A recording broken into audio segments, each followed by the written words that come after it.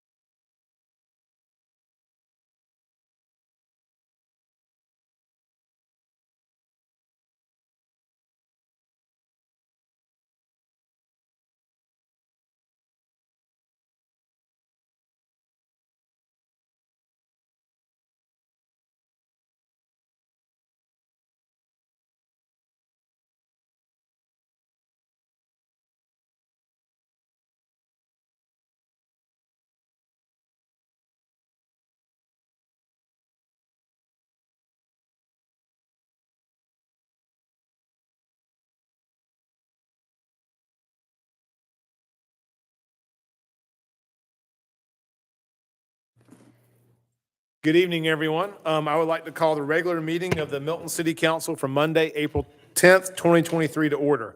The city strongly recommends that you review tonight's agenda carefully, and if you wish to speak on any item on the agenda, then please bring your comment cards to the clerk as soon as possible. While the Milton rules allow a speaker to turn in their comment card up until the clerk calls the agenda item, once the agenda item is called, no more comment cards can be accepted. Will the city clerk please call the roll and make general announcements? Good evening, Mayor and Council. I'll be happy to call roll for the April 10th, 2023 regular meeting. I would like to remind those in attendance to please silence all cell phones at this time. Those attending the meeting who would like to make a comment, you are required to complete a public comment card prior to the item being called. Your comment card must be presented to the city clerk, and any public comment cards received after the item has been called will not be accepted. All speakers, please identify yourself by name, address, and organization before beginning your comment. If you are representing an organization, an affidavit is required stating you have the authority to speak on behalf of that organization. Please review tonight's agenda, and if you would like to make a comment, please bring your comment cards to me now. Demonstration of any sort within the chamber is prohibited. Please refrain from any applause, cheering, booing, outburst, or dialogue with any person speaking. Anyone in violation will be asked to leave. As I call roll this evening, please confirm your attendance. Mayor Peyton Jamison. Here. Councilmember Andrea Veerhoff. Here. Councilmember Paul Moore. Here. Councilmember Juliette Johnson. Here. Councilmember Carol Kirkley. Here. And Councilmember Jan Jacobus. Here. For the record, I believe Councilmember Rick Morrig is running just a few minutes late. Would everyone please rise for the Pledge of Allegiance? I pledge allegiance to the flag of the United States of America and to the republic which stands one nation under God, indivisible, with liberty and justice for all.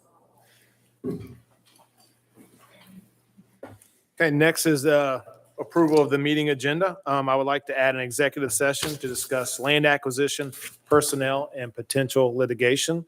If there's no more changes, I would like to open it for a motion. Mayor, make a motion that we accept the amendments to the agenda as you just stated. Second. Okay, I have a motion from Councilmember Moore and a second from Councilmember Verhoff to approve the meeting agenda as amended. All in favor, please say aye. Aye. Any opposed? That's unanimous. Next is general public comment. Do we have any general public comment? We do, Mayor. Okay. The next item is general public comment. Public comment is a time for citizens to share information with the mayor and the city council and to provide input and opinions on any matter that is not scheduled for its own public hearing during today's meeting. Each citizen who chooses to participate in public comment must complete a comment card and submit it to the city clerk prior to the agenda item being called. Please remember this is not a time to engage the mayor or members of the city council in conversation. When your name is called, please come forward and speak into the microphone, stating your name and address for the record. You will have 5 minutes for remarks. The city encourages you to review the agenda, and if you wish to speak, to bring your comment cards to the city clerk right now. Will the city clerk please call the first public comment? Mayor, I'd like to invite Mr. Kevin Madowney to the podium, please.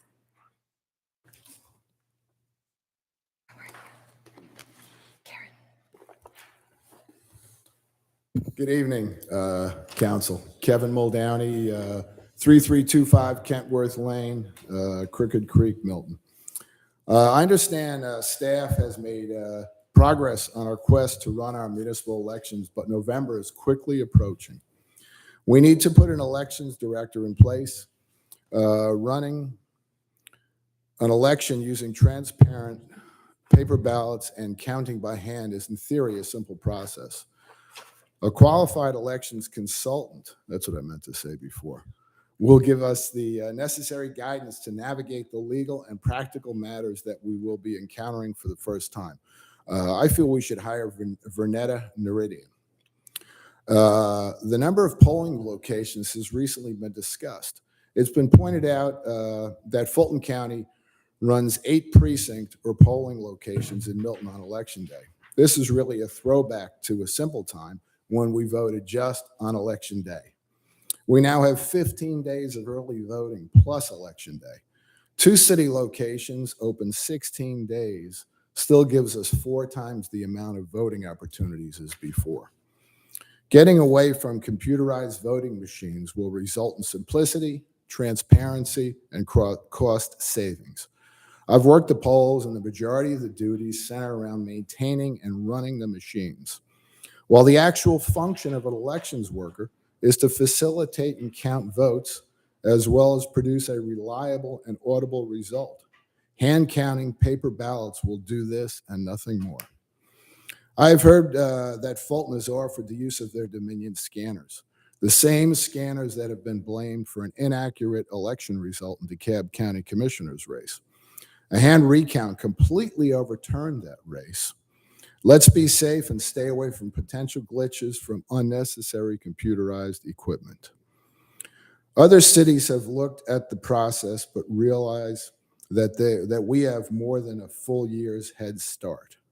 Let's keep going and assume, and I assure you, we'll be very happy and satisfied with the result. Thank you very much. Thank you. Will you please call the next speaker? Mayor, I'd like to invite Karen Dubin to the podium, please.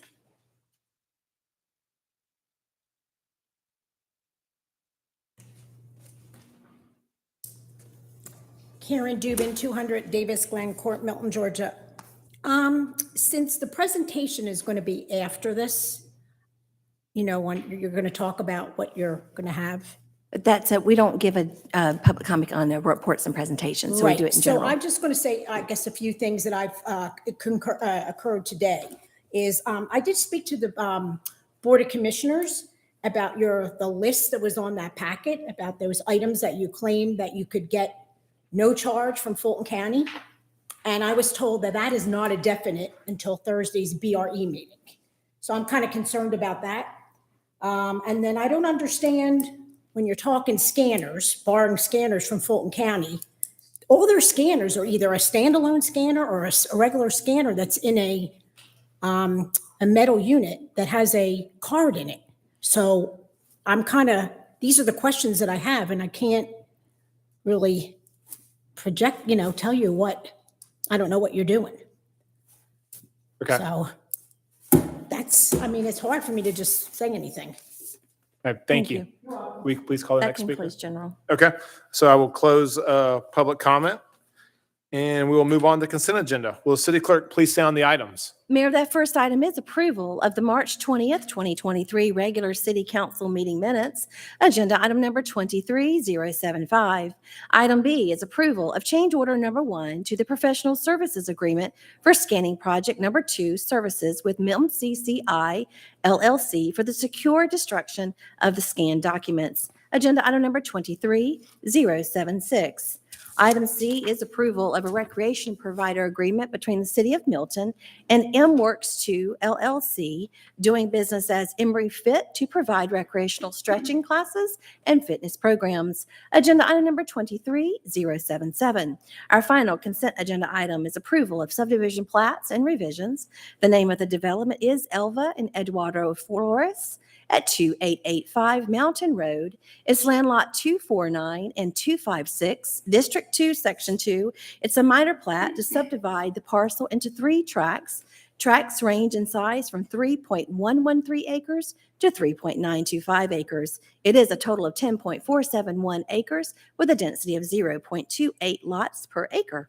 It's agenda item number 23078. Mayor? Okay, thank you. Do we have a motion to approve the consent agenda? Mr. Mayor, I make a motion we approve the consent agenda as read, number 23-078. Second. Okay, I have a motion from Councilmember Cookerly and a second from Councilmember Jacobus to approve the consent agenda as read. All in favor, please say aye. Aye. Any opposed? It's unanimous. Okay, we'll move on to reports and presentations. Will the city clerk please sound the first item? Mayor, that first item is a proclamation recognizing Earth Day 2023. Mayor? Thank you. So tonight we have some recipients for the Earth Day proclamation, and they will be members from the North Fulton Master Gardeners, which is a nonprofit organization whose purpose is to educate its members and the public in the areas of horticulture and ecology in order to promote and foster community enrichment. They've worked closely with the City of Milton to provide fun and educational classes for our community that highlight seasonal gardening information and echo our tree planting initiative, Plant Milton. You can learn more about their good work at Earth Day on Saturday, April 22nd at the Milton City Park and Preserve. I know myself will be there as well as my 3 children. It's always a wonderful annual event. So I'm going to read this proclamation, then I will invite some members up and we can take a picture. So whereas Earth Day was first recognized in the United States on April 22nd, 1970, becoming a worldwide celebration 2 decades later. And whereas communities all around the world mark Earth Day through community gatherings, educational opportunities, and by participating in outdoor and environmental stewardship activities like trail cleanups, water quality monitoring, tree plantings, and sustainability events. And whereas Invest in Our Planet is the global theme of this year's Earth Day, highlighting the collective responsibility of citizens, governments, and businesses to do what we can to promote healthy communities, habitats, and economies. And whereas the City of Milton believes in this, the importance of fostering environmental stewardship, as well as promising responsible conservation. And whereas for the past 10 years, the City of Milton has been a National Wildlife Federation certified community wildlife habitat and was recognized in 2021 as a silver level green community by the Atlanta Regional Commission. And whereas healthy natural habitats beautify and protect our community, support the vitality of local green businesses, and provide places for residents to explore and enjoy the outdoors. And whereas on April 22nd, the City of Milton will host an Earth Day celebration at Milton City Park and Preserve, at which people can learn about helping our planet, support green causes, see rehabilitated wildlife, and spend time in this beautiful space. Now, therefore, we, the mayor and the city council, the City of Milton, hereby recognize and proclaim for the year 2023, April 22nd, as Earth Day, and urge citizens to celebrate efforts to protect our planet, to make Milton an even better place to live, work, raise a family, and further, we urge all citizens to commit to doing what they can to foster cleaner and greener environments for the betterment of current and future generations. This is given under my hand and seal of the City of Milton, Georgia, on this 10th day of April of 2023. That was a long one. I will have the North Fulton Master Gardeners come up. Anybody here? Here we go. Greg, you want all of council down here? Okay. Okay.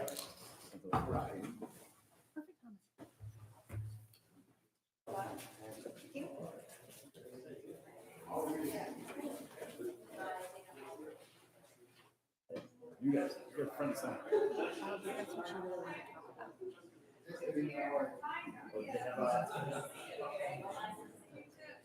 Oh, Mayor, do you have their proclamation? I'm sorry, my apologies.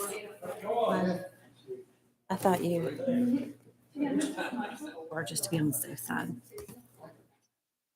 Just hold on to it if not. Those are Cedric, and Emily is going to be handing those out.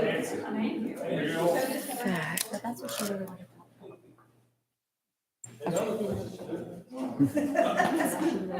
Move that if you want me to. Here, put it over. Oh, I need to. Well, it's okay. You ready? I'm going to do 2 cameras. 3. Don't move. 1 more. Okay. 2, 1. Thank you. Good job.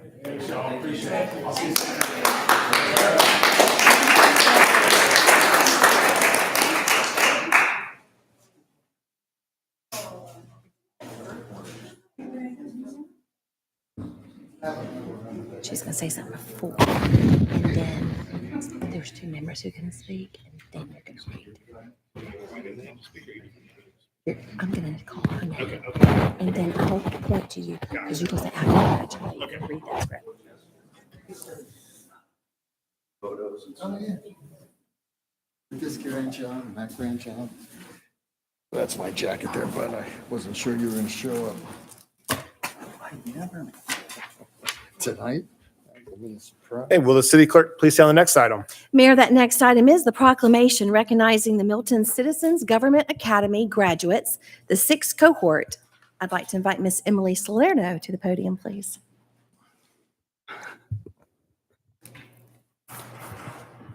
Good evening, Mayor and Council. Tonight, it is my great pleasure to introduce you to the 6th cohort of the Milton Citizens Government Academy. For 8 weeks, these 16 Milton citizens met every Tuesday night at different locations within the city to dive deeper into the inner workings of all departments, including police, fire, finance, parks and recreation, community and economic development, public works, communications, HR, GIS, and IT. Citizens Government Academy, or CGA as we refer to it, allows citizens to expand their knowledge on what each department provides for the city and allows the city to interact directly with an engaged group of Milton residents. As a new employee myself, excuse me, as a new employee myself going through this program, I can say firsthand how incredibly informational and beneficial that this program is. It's taught me a lot in the past 2 months, and I'm very grateful to have gone through it. This incredible class of enthusiastic students eagerly arrived every week prepared with insightful comments and thought-provoking questions that allowed for an open dialogue between city and citizens. I'd like to thank these students for choosing to spend their free time learning more about our city. I'd also like to thank my fellow Milton staff members for dedicating their time to educate the specific cohort on their departments. And finally, I'd like to thank City Council and management for encouraging programs like this that build and foster relationships and encourage Milton's exceptional sense of community. You'll meet the full cohort shortly, but I'd like to take a moment to introduce our class spokespeople, Monica Gibbs and Chrissy Davis-Jackson. I will allow these ladies to further introduce themselves momentarily, but these two truly embody this cohort spirit. Like their fellow classmates, they ask the hard-hitting questions, were engaged in each and every presentation, and are some of the best sit ambassadors the city of Milton could ask for. Monica and Christy, please come on down.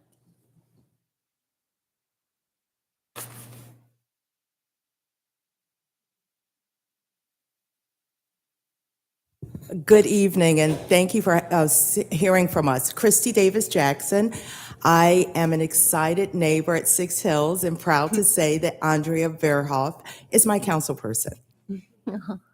Hi, Monica Gibbs, and I am one of your newest residents. I moved here from California in December, and I participated in the program in January, so really excited to participate. Just a little bit about our cohort. We actually all different stages in life and different professions, so it's really great to have this group of people. We did have quite a few folks that were on the boards of their HOAs, so they really were able to kind of get those resources that they needed and ask very specific questions and take that back to their leadership. One of the things that I was just really impressed of the cohort is for it being in 6 years, just how organized it was, from directions to presentations to bios and everything for all of the speakers. It was just a really organized program. Really excited to have been part of it. One of the takeaways that I personally felt was the trash program, the glass recycling program. That was something that a few of us had no idea about, and I think that was a big takeaway that impacts our daily life. And there was a lot of tidbits of information like that that we were able to get through asking questions and being able to have those pieces of information that really to take back to our everyday lives. And so really want to just encourage others to participate, grow this program as much as you can. I think 16 is great, but there's just so many more people. All of these folks are really interested in getting more involved. So just want to thank you and the staff for allowing us to participate. I don't know if there's anything else you want to add. Well, I wanted the entire cohort to stand. Yes.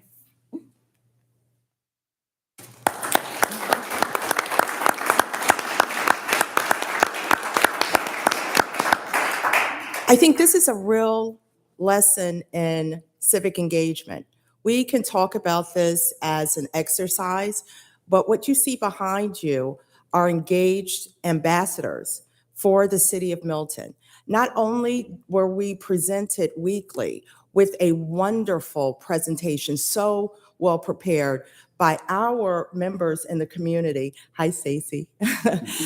She's one of our presenters. But we should be proud to know everything that we're being offered as a city. So it was deepening our civic engagement. And so on behalf of us to you, please extend this, expand it. We want to say thank you. We're proud of Milton, and we're even more proud knowing that you have provided the funds. I guess you're going to have to deepen your pockets, because we need to have this maybe twice a year and more population participating. Thank you so much. Thank you. Thank you.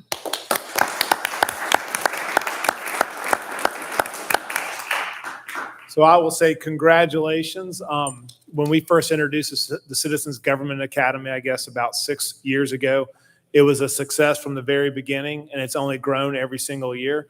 So we're looking forward to having a lot more engaged citizens. I think having engaged citizens in the city is what makes us better. And so hopefully we will continue to expand it. So thank you again and congratulations. I will read this proclamation and then I'll invite each of you up to receive your certificate, and then we'll do a group picture. So thank you. So I am proud to say that whereas residents have been actively, passionately, and positively engaged in the city of Milton since its incorporation in December 2006, and whereas the Citizens Government Academy program launched in 2018 to harness this energy, good intent, and commitment to Milton for the benefit of attendees and the city as a whole, and whereas over the years, dozens of students have been given a deeper, behind-the-scenes perspective while learning about all of the aspects of municipal government, and whereas leaders of every Milton department have shared insights, led hands-on activities, and answered questions to educate, energize, and engage the CGA members, and whereas sessions have taken place at various city properties, offering a fuller sense of not only what things happen in Milton, but where they happen. And whereas the CGA students have routinely been focused, dedicated, and curious, as shown in their sincere, salient inquiries and impactful efforts to make Milton a better place. And whereas graduates of this program have gone on to become even more well-rounded ambassadors for the city as neighbors, volunteers, and officials. And whereas the most recent Citizens Government Academy class in March completed its 8-week course, during which they exhibited tremendous interest, intelligence, and ideas that should serve our community well, much like CGA graduates before them. Now, therefore, we, the mayor and the city council of the city of Milton, hereby honor this latest Citizens Government Academy class and thank them for their engagement and service given under my hand and seal of the city of Milton, Georgia, on this 10th day of April 2023.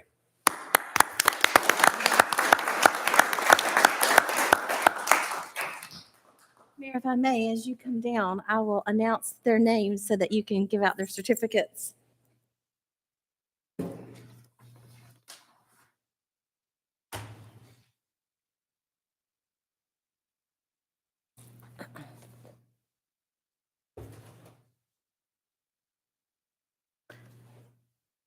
Abby Ming.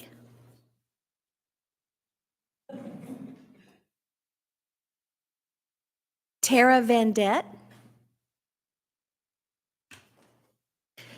Philip Gibson. Sherry Gibson. Christy Davis Jackson. Tamara Barker.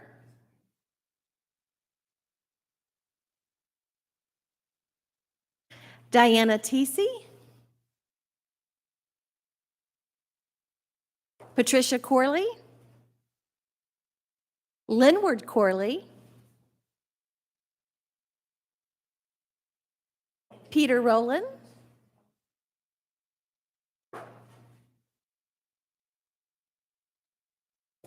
Monica Gibbs.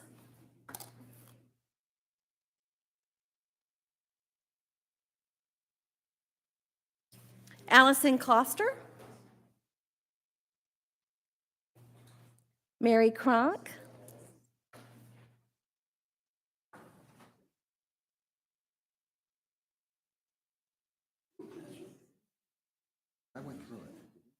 And I want to make sure Kara Rutland, Sean Ademi, Valerie Spratt is not here tonight with us, but I want to mention their names. And I would like to recognize our staff members, Emily Salerno.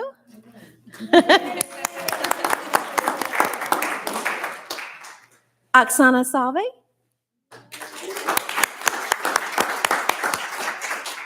And Michaela Burke, but she couldn't be with us tonight.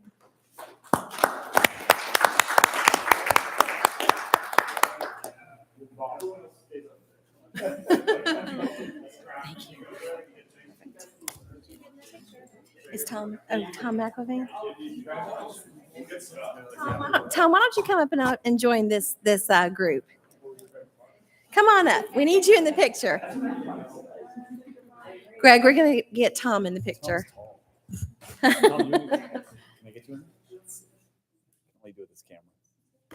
Smile. Three, two, one.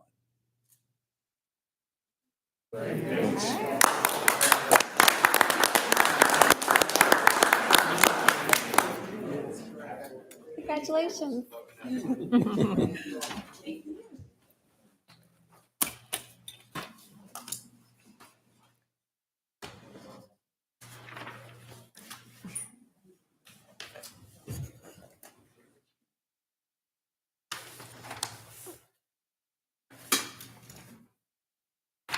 Will the city clerk please stay on the next item? Mayor, our next item is the 2022 Milton Fire Annual Report Update, presented by Chief Gabe Ben Musa. Good evening, Mayor Council. Excited to be here to present our annual report, our first annual report. So if you allow me.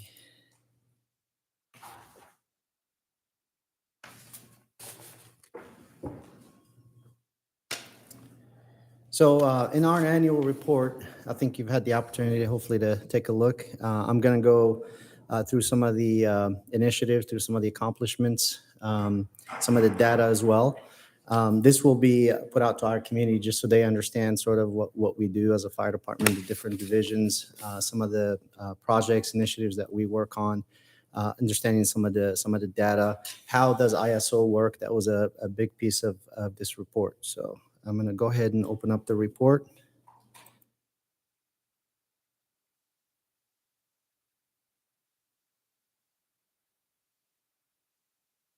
All right.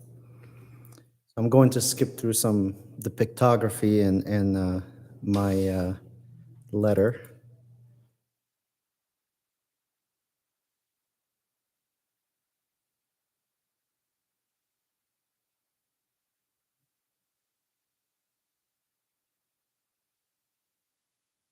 All right. So as you know, Milton, we're fortunate to have some good partners surrounding us. I have listed here our major partners, of course, the five North Fulton cities, as well as Cherokee County and Forsyth County. We work closely in those areas that we border each other through a mutual aid. Recently, Forsyth County has expressed interest in joining our five cities automatic aid in those areas where we border Forsyth County. So it would be an automatic response. We have a really great working relationship with the departments. So as far as the classification, the ISO, the Insurance Services Office, this classification, departments and cities around the country will classify communities based on their fire protection services, and but based on the hydrants, they evaluate the response, the deployment plan, how many stations, how close they are to the urban areas, how good is your water system, how good are your fire prevention programs. So we are fortunate we're a class 2. We're about 7.62 points from being a class 1. Hopefully when we open station 45, we can have them come back, do another assessment. I'm confident that we can cross over to class 1. So there are 41,177 fire departments in the U.S. Rated by ISO. Only 1,500 are class 2, and even less that are class 1. So the lower the number in the classification, the better protection you have. It affects insurance premiums to a certain extent. Difference between a class 2 and a class 10, it's major. Class 10, it's sort of like you have non-existent fire protection, or you have some sort of fire protection, where there could be a volunteer paid on call. So they evaluate all that water system, non-existence, or relying on ponds, water tenders, things like that. So we are a class 2 right now.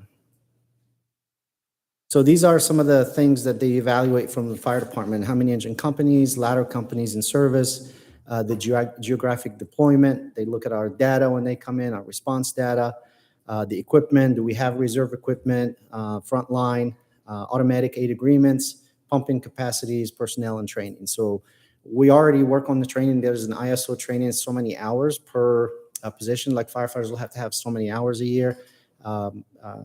Officers, chief officers, as well as how many drills. There's some night drills, day drills. So we meet that every year at 100%. So no issues there. Water supply. I don't know if you know, but our firefighters will go out and test almost and flush every hydrant in the community. So you'll probably see them around, driving around and painting. So they keep them looking really nice and new every year. But they'll go out and flush the hydrant, make sure that it has the right pressure, that it's functioning properly, it's turning. Otherwise, they'll create a ticket, and that will go to Fulton County Water, and then our fire prevention program will follow up. We just don't want to have where we show up to a fire and have no water. That's the worst thing.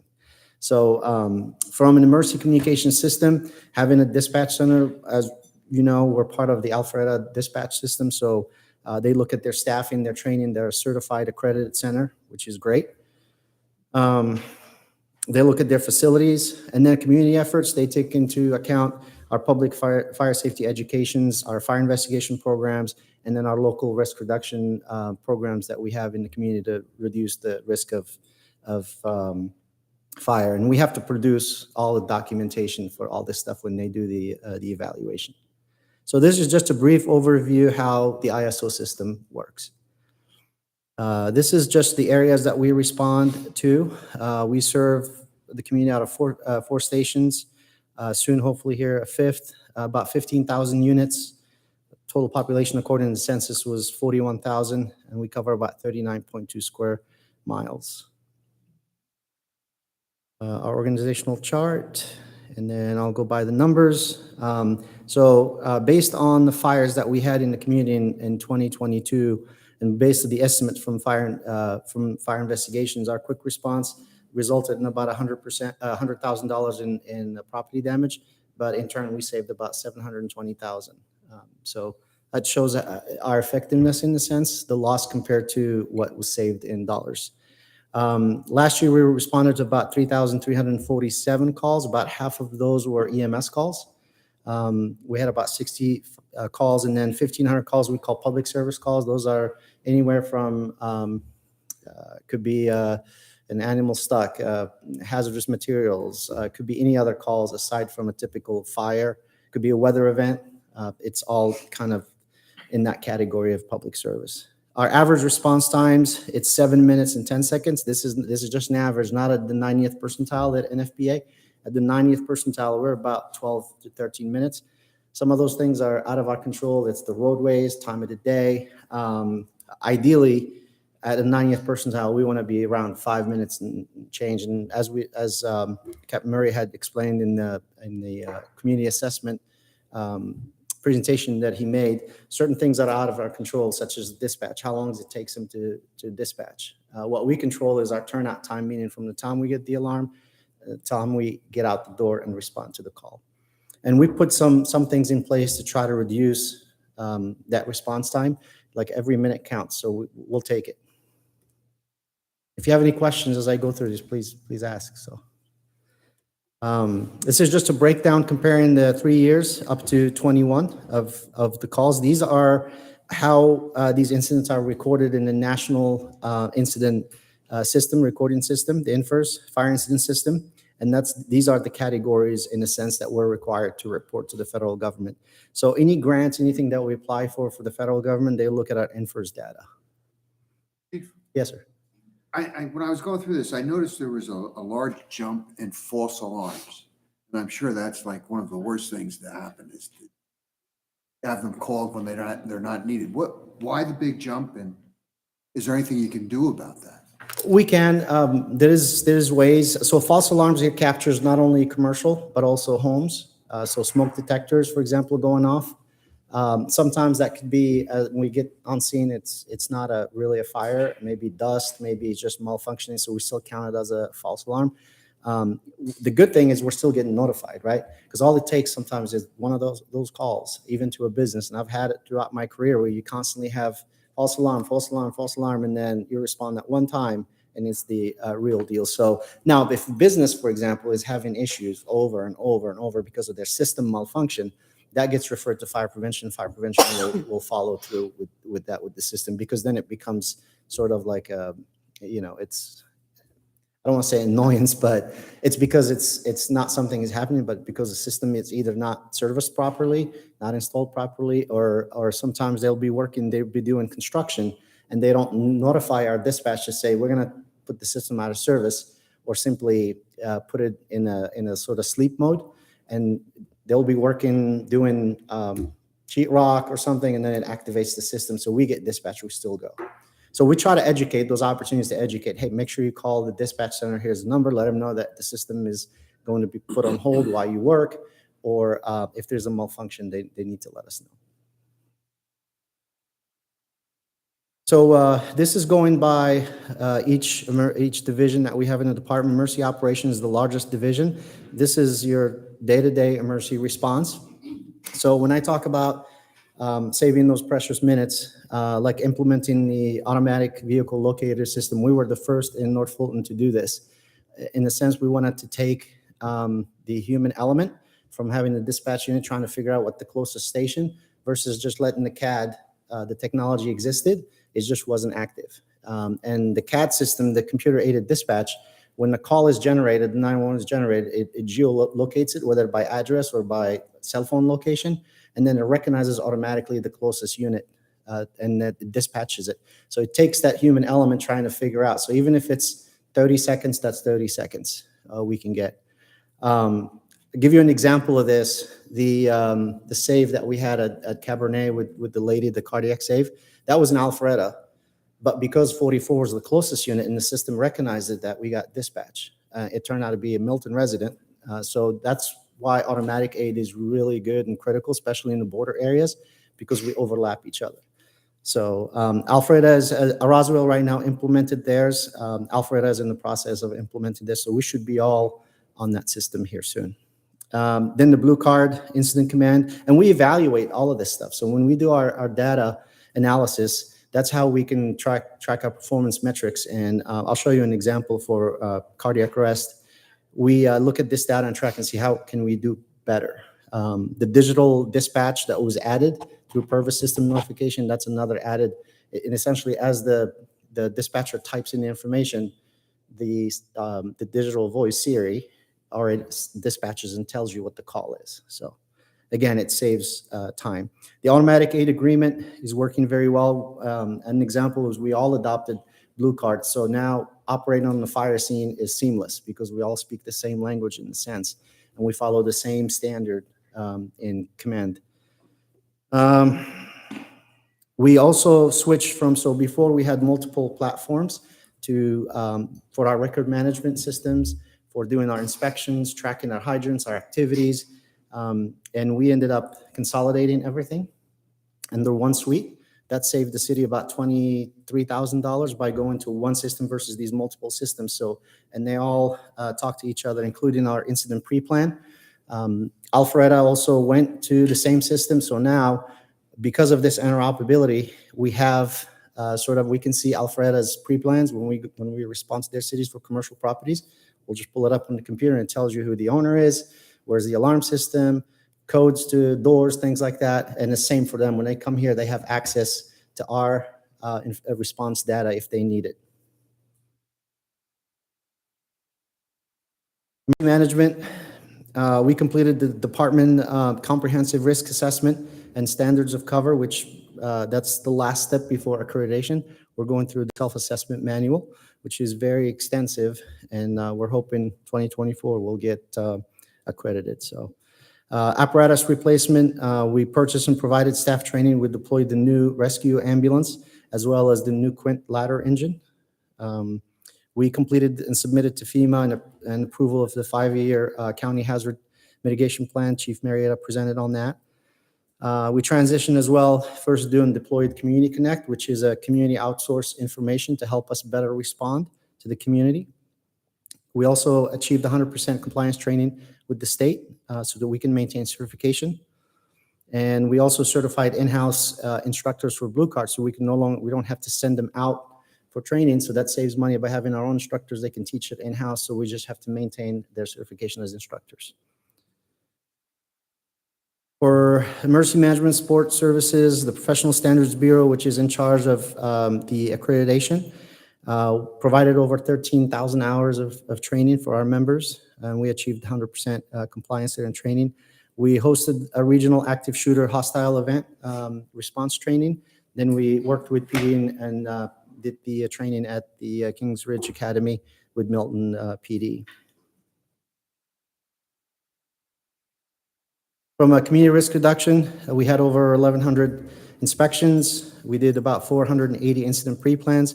These get updated every year. So the crews will go out during their day, during their shift, and they'll go pre-plan the businesses and update all the data, all the information that's needed so that we're prepared when we have an incident. Reviewed over 308 plan reviews, conducted over 146 community outreach, 2,971 hydrant inspections.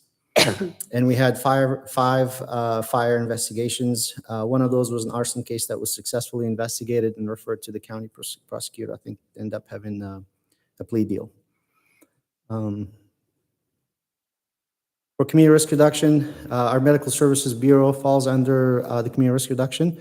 180 hours of in-person medical training. We do a combination of in-person as well as we use a Vector Solution, an LMS, a learning management system, to do some of the courses. These are certified by the state.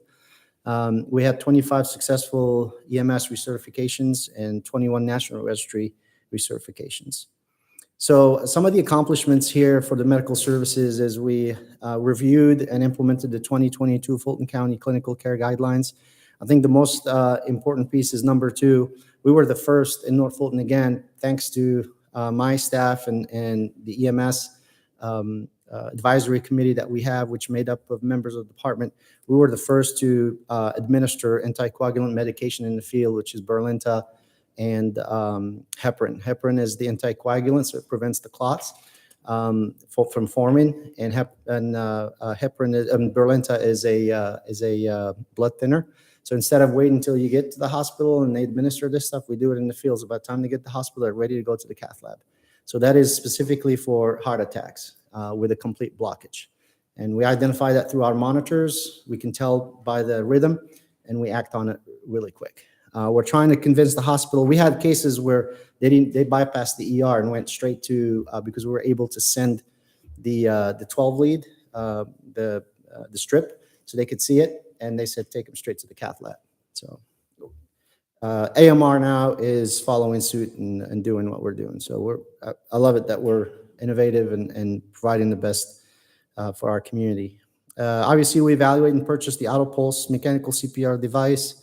And then with the Zoll monitors, they're communicating. I'm going to show you an example how we utilize that data to do better next time on a cardiac arrest. So if you just allow me to give you a sample. So each time we have a cardiac arrest, we get this summary, right?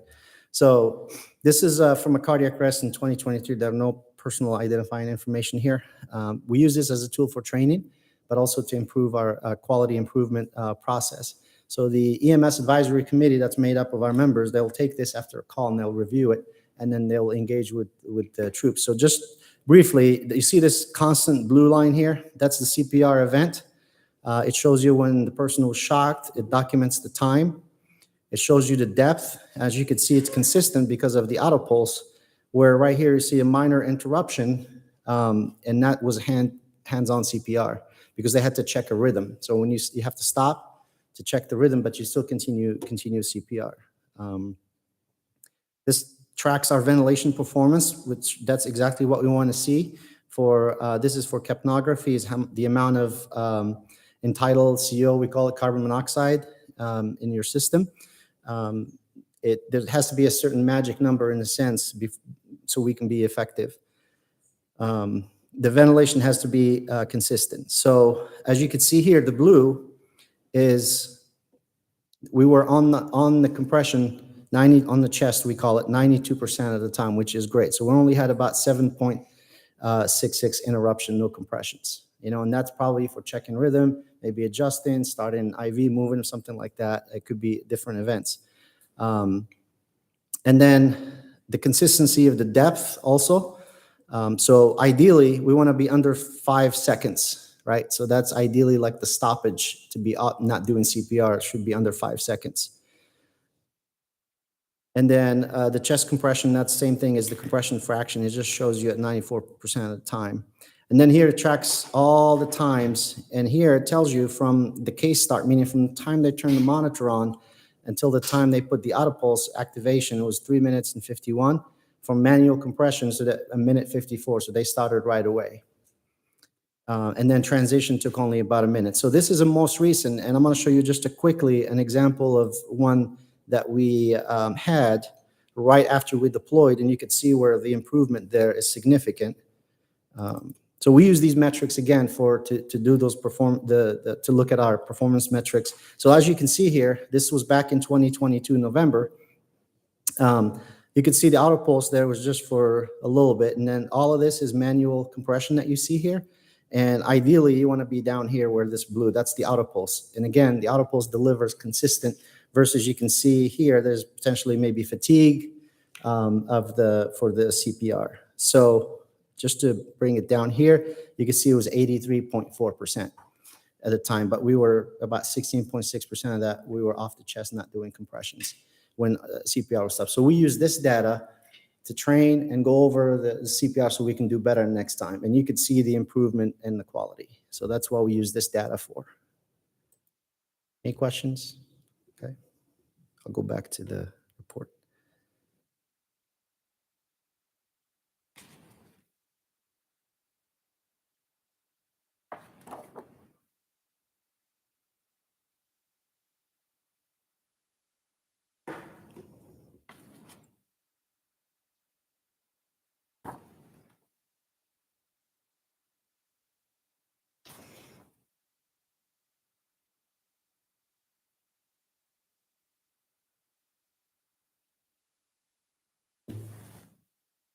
Okay.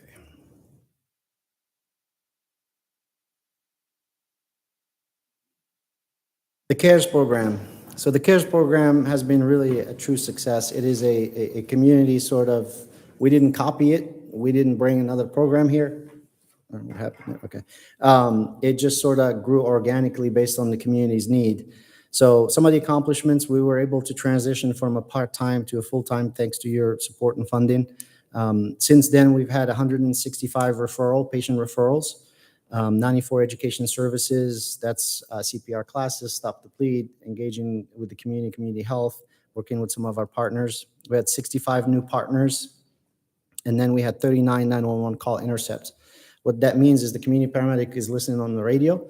If it's a non-emergency alpha, we call it alpha call, like my head hurts, for example, or I'm having, I cut my finger. So instead of sending the ambulance and tying an ambulance and an engine, they will intercept that call and take care of it. If it turns out to be their medic, they're fully equipped. If it turns out to be something else or needs to upgrade, he will call for additional resources. So we had about 39 911 call intercept. And, in our community, people do not abuse our 911. When they call us, they need us. And why you see, compared to national data, where EMS calls are about 80 to 90% of the call volume, ours is almost like 50 to 60. So it just speaks of sort of the services we provide and how our community utilizes emergency services.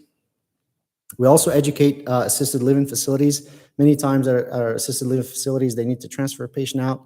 They call for what we call a general transport ambulance. That's not in the 911. There's not many of those, or they're busy, so they don't want to wait 2 hours. Then they'll call 911 just to get an ambulance. So we try to go out there and educate. Don't do that because it's not an emergency. You tie up an emergency ambulance. So we try to engage actively and educate the staff about when to call 911, not to call 911. And then obviously we continue to partner with the two hospitals, main hospitals that we work with. Strategic plan updates. We have two goals, and I'll give you an update in May, specific, very in-depth in strategic plan. But goal 2, we're about 80% complete. Goal 4, we're about 90% complete. These are the fire department strategic plan. We had 8 specific priorities. This is just the progress right now. Next chapter, exciting, save the date for the grand opening of Station 42. We are just excited to be able to move to the station and provide services. I look forward to having you there. Obviously, the Quint, you were there for the push-in ceremony. It's a quintuple, where the word quint comes from. It just has 5 different, it can do 5 different things. It's a combination ladder as well as engine. So if we respond to a fire, they have both tools. They have a pump, they can provide water, they can provide elevated stream versus if it was a ladder with no pump or just an engine. So it's a valuable tool. Not to forget our Milton Fire Corps, again, another successful program. They are being engaged by our adjoining communities. They want to create same thing. Roswell, Johns Creek is looking at doing the same thing, but it is successful because of our community members that volunteer their time for the fire department in our community. And then some success stories. We've promoted some recruits to firefighters, engineers, drivers, care coordinator, captains, battalion chief, and deputy chief. So that's the latest promotions. As you can see, a lot of smiling faces. We're excited about the opportunities. And then the last piece of my presentation, I promise. You've been busy, haven't you? I have. So I just wanted to talk about,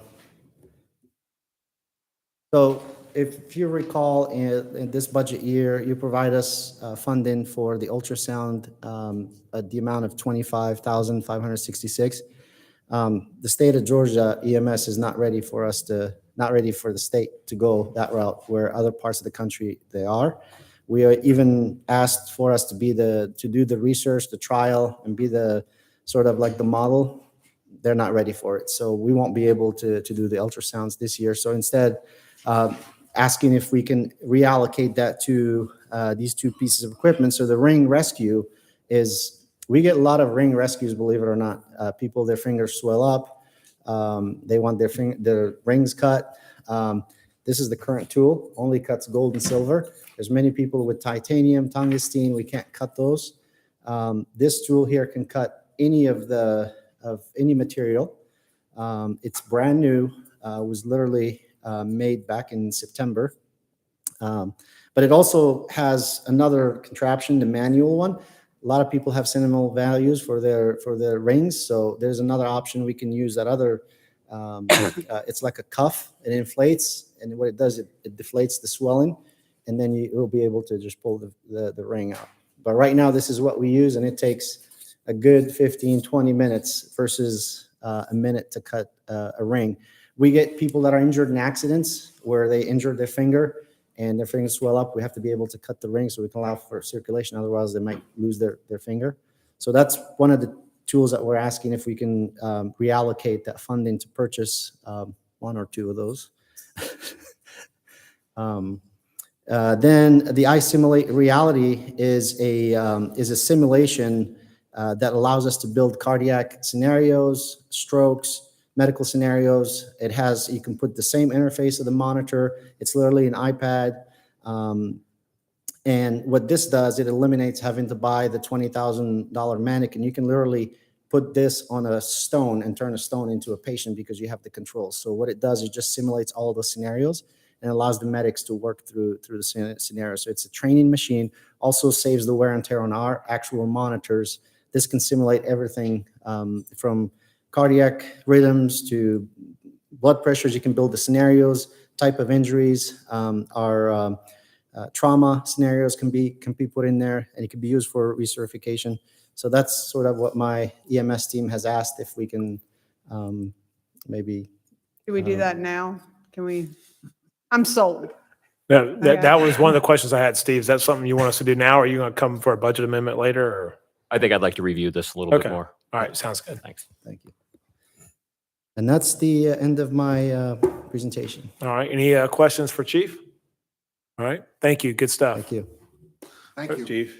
Okay, will the city clerk please stay on the next item? Mayor, that next item is the Finance Strategic Plan Update presented by Finance Director, Ms. Karen Ellis. How do I follow that up? Let's see. How do I wow you?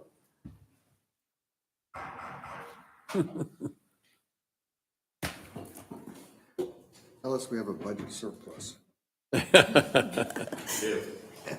you go.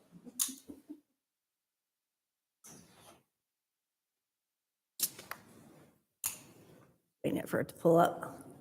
There we go. Mayor and Council, tonight I am here to give you an overview of our Finance and Strategic Comprehensive Plan. It's a quarterly update.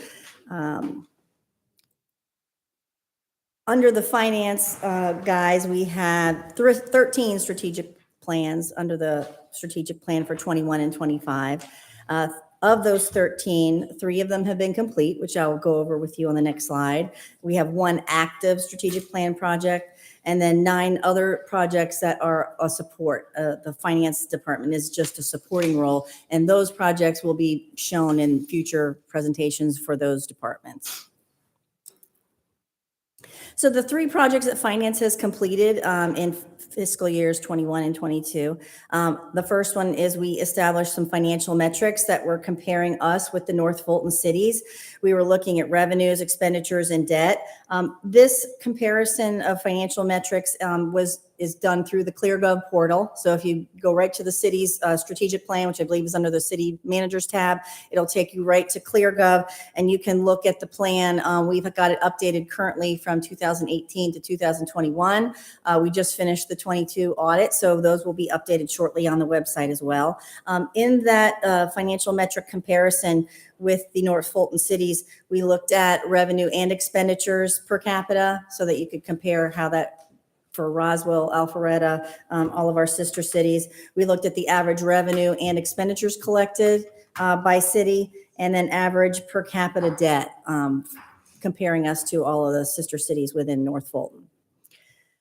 The second item is we developed a 5-year operational budget to go along with the 7-year capital improvement plan.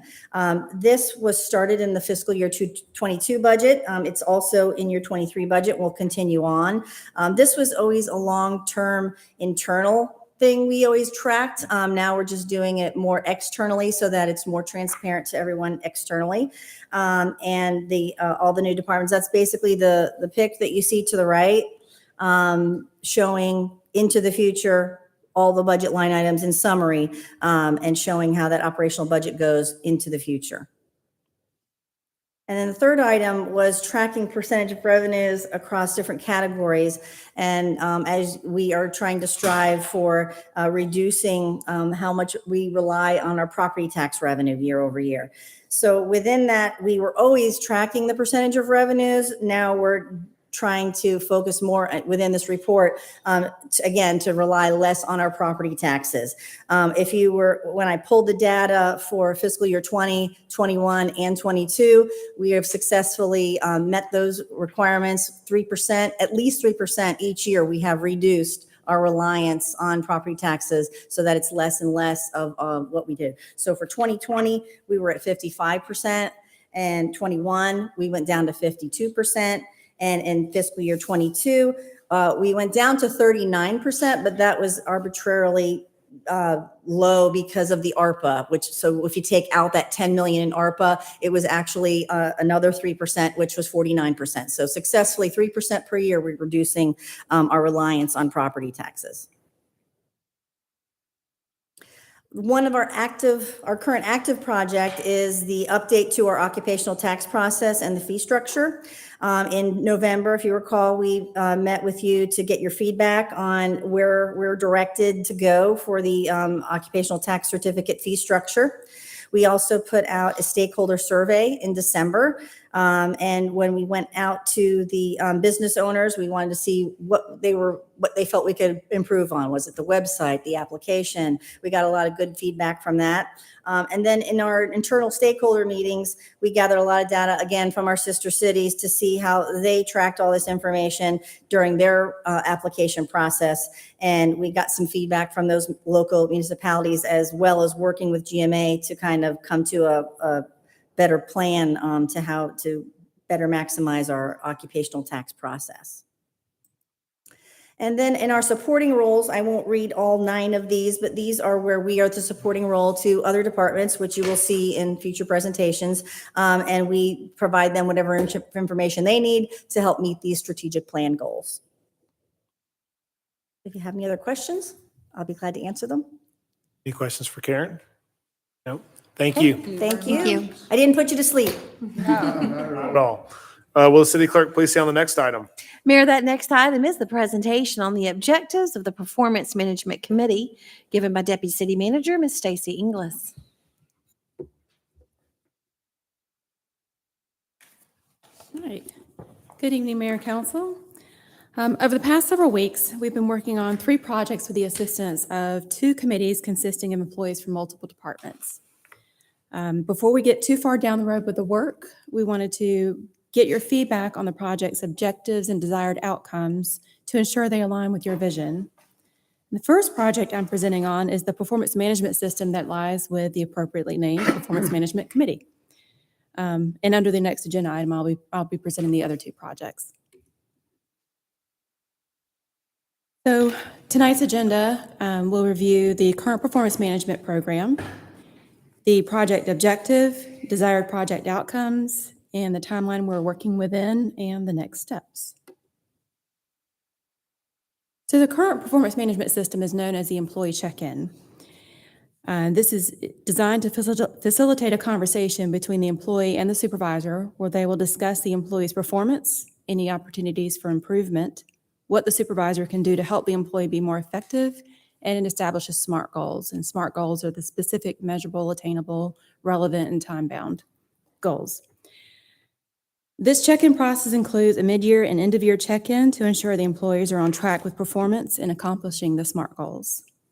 This evaluation process is not tied to merit increases. While the check-in has been in place for a few years, we would like to have a performance management system that rewards high performers, or pay for performance, if you will. We're looking to create a performance management system based on current best practices that is designed to motivate and engage employees and incentivize optimum performance. And the desired outcomes is to have a system that is embraced by both council and staff. It should include developmental goals and performance goals that align with the strategic plan's goals, objectives, and core values. We would like to include interim reviews throughout the year, much like the employee check-in, to foster communication between the employee and the supervisor to ensure that the common understanding of the purpose and expectations, and to assist with detecting opportunities for improvement as they develop, instead of waiting until the end of the year.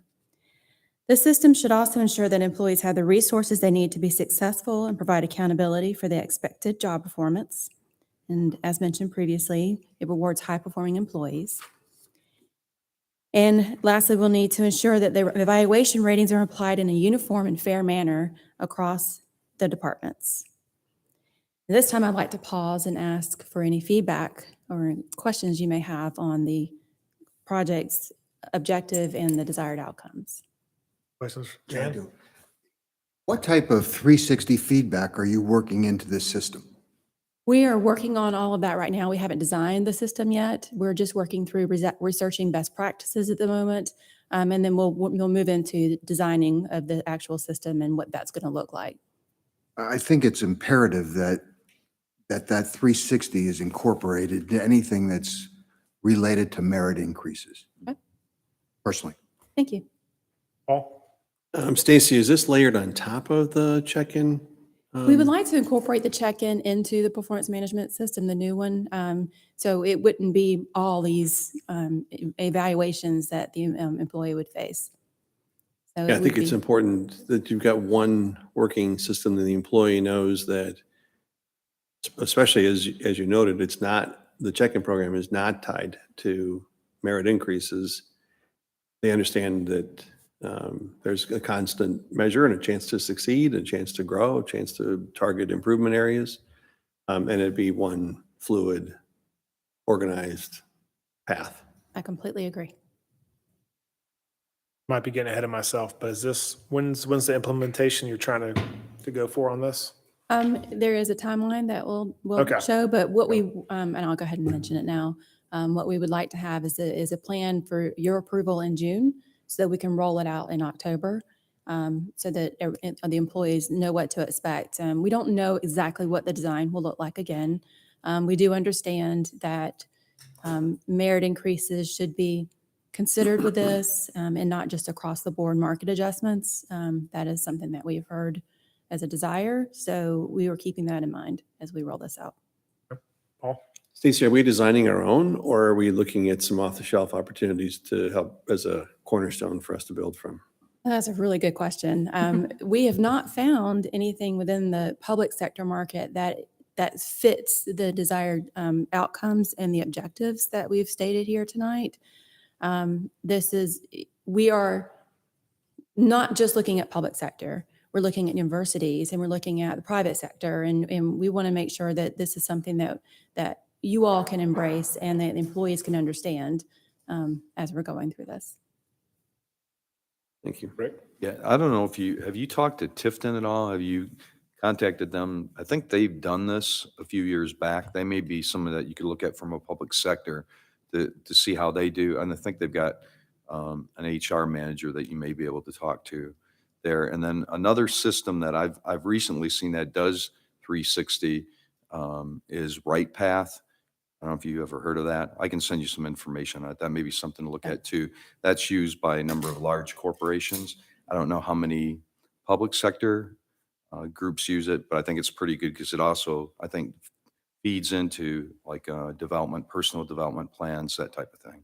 Thank you. I'd appreciate that. Sure. And I'll definitely reach out to Tifton. We did hear back from several organizations. We've talked with Alpharetta. We talked with Roswell. Both of them are revamping their current performance event management system. Okay. Spoken with Watkinsville. Watkinsville is a tiny little city just south of Athens, and they hired a consultant to do their performance management system. They sent me the consultant's report and their template when I sent out a request on the city manager listserv. Also spoke with Woodstock. They recently put in a pay for performance system there, and they're in their first year of it. So they talked with us at good length over what their program is and how the employees received it. Does Alpharetta currently have a performance management system? They do, and my understanding is that they have figured out, the supervisors have figured out a way to give everybody the top rating so that they can get the maximum amount of benefit. So we want to try to avoid that because we want to make sure, as mentioned, that the ratings are applied in a uniform and fair manner and are specific to that employee. So one of the things that Woodstock said was they went to Carl Vinson Institute and had a trainer come out and train the employees on how to give good evaluations, the reason for giving good evaluations, and making sure that they understand that it is important to the organization that you do good and fair evaluations of the employees. So we'll definitely be incorporating something like that into this implementation strategy. Have we reached out to, on the committee that's working on this, is it just employees at the current time? Right. Has the thought been given to reaching out in the community to some business owners and various businesses to just give a different perspective? My concern is, and I think the hope for a lot of individual, in order to get this 360 feedback and to get based on performance, we have to look outside government agencies, outside, and it might be helpful to look at what some local businesses are doing, and they may be willing to sit in and help. We can certainly look into doing something like that. My ground. Mm-hmm. Okay. So as mentioned, the timeline that we're working within is obviously tonight we're doing the approval of the objectives, and we hope to have this before you for final approval in June in time for the FY24 budget funding discussion as well, and then implementation in October. And next steps of the project is to continue researching best practices, and that will inform the structure of the performance evaluation and create a pay-for-performance funding structure. And then we will establish an implementation strategy and policy, because if not done correctly, it can have an adverse effect on the city's operations and employee morale. Lastly, we'll seek your approval before anything is rolled out to the employees. Thank you, Stacy. I know we've been talking about this for many years, so I'm glad to get it going. So thank you. Appreciate it. Okay. Will the city clerk please stay on the next item? Mayor, that next item is the presentation on the objectives of the Benefits Committee. Deputy City Manager Stacy Inglis. So the Benefits Committee is tackling two projects. One is establishing a retiree health benefit, and the other is reviewing the pension plan for potential revisions. So we've discussed these projects a while back. So this is refresher for some of you, but it's new information for the others the other few of you. Like the previous agenda item, tonight's purpose of this presentation is to get your feedback on the project's objectives and desired outcomes, ensure they align with your vision. And for simplicity, I'm going to discuss each project individually, but we'll review the current plans for both projects, their objectives, desired outcomes, the timeline that we're working within, and the next steps. So we're going to do the retiree health benefit first. And currently, the city does not offer a health benefit for our retirees. As a comparison, Alpharetta is the only city around us that provides a benefit of this sort.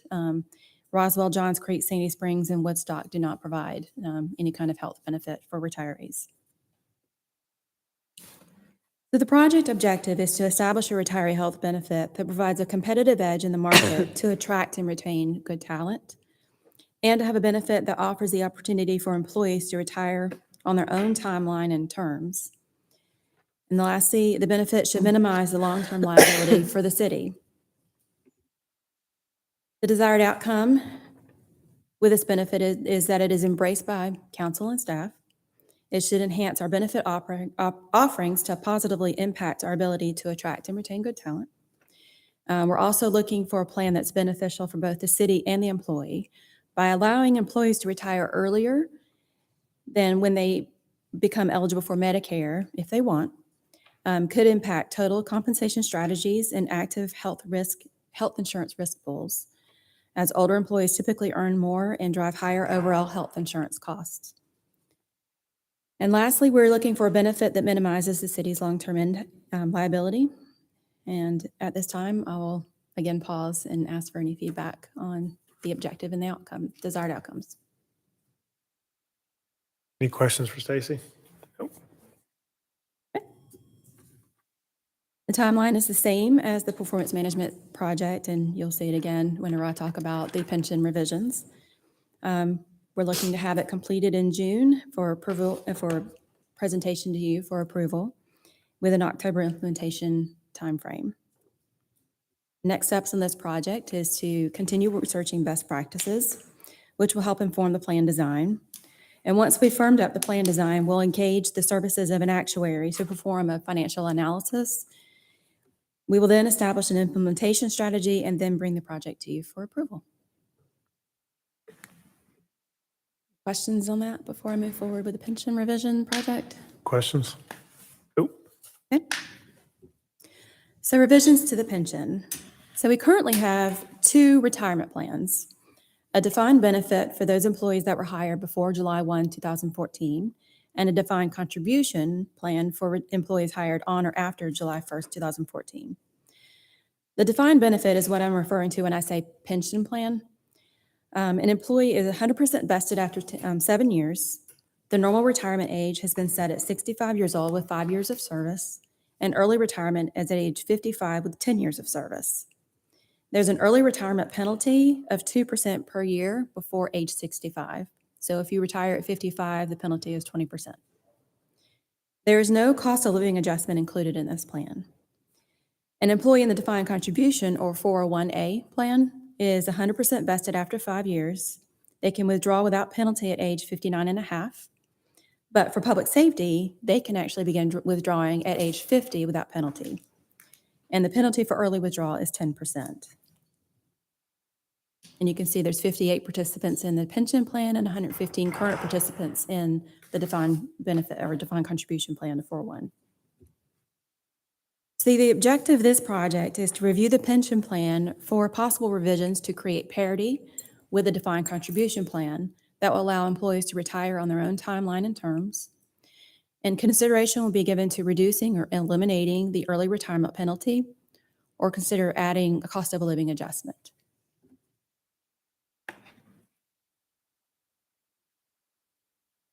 The desired outcomes, again, it's exactly the same as the retiree health benefit, with the addition of creating parity with a defined contribution plan. And I'll be happy to stop at this time and answer any questions or hear any feedback that you might have. Jan? Yeah, to be very honest with you, I have a real issue with staff doing the medical and the pension. To me, this is something that should go to an outside consultant that doesn't have any anything in the game other than just providing us with quality information. I think we've got to remove ourselves from this and get a third party to come in and take a look and just tell us what are the best practices, what's best for the city. To me, when I look at these type programs, my concern is what I've seen and witnessed that happens up north, is they've taken these programs over the year and they just do them in-house and they keep adding, and a lot of it's done by themselves versus a consult, and they get so big that now those places have property taxes that are just utterly ridiculous. And it's because of the programs, I think, that were designed. I think they were designed poorly. And I would think by going to an outside consultant, we might get a better perspective on what's best to do what you want to do, which is retain quality individuals, but is also what's best for the taxpayers too at the same time. I agree. And we are planning on engaging in a consultant or an actuary to review the plans to ensure that the cost isn't going to be astronomical, because we wouldn't bring anything before you that we wouldn't think that would be viable for the city to even sustain. And we are engaging, One Digital is the firm that we have engaged with helping us with the retiree health benefit. This is a consulting firm. They are working with Mission Square, which is what ICMA-RC used to be. ICMA-RC is the public sector 401A and 457 investment firm, and they also do this retiree health savings benefit that we're looking at. And we are doing we are engaging outside consultants. Any questions for Stacy? Is this are you done, or we keep on going?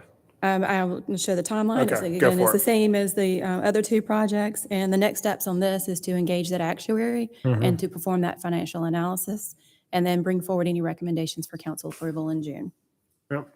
Yeah, I think the long-term, financial stability of the city is the most important thing, and I'm sure y'all will do everything right, Steve, or? We believe that's actually the opportunity to save money long-term, and I'm not in that plan, so I have nothing in the Okay. in the game here. So perhaps I can be that eye that we might be concerned about.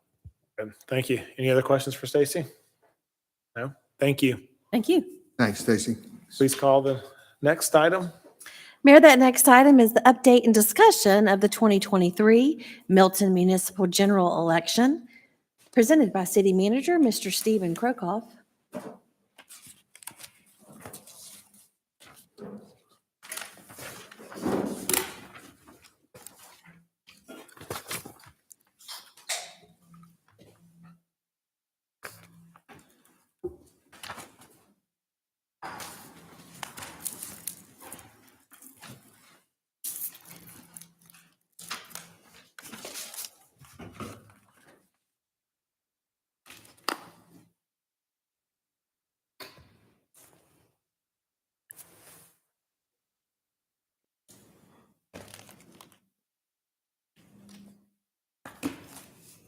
Good evening, Mayor and Council.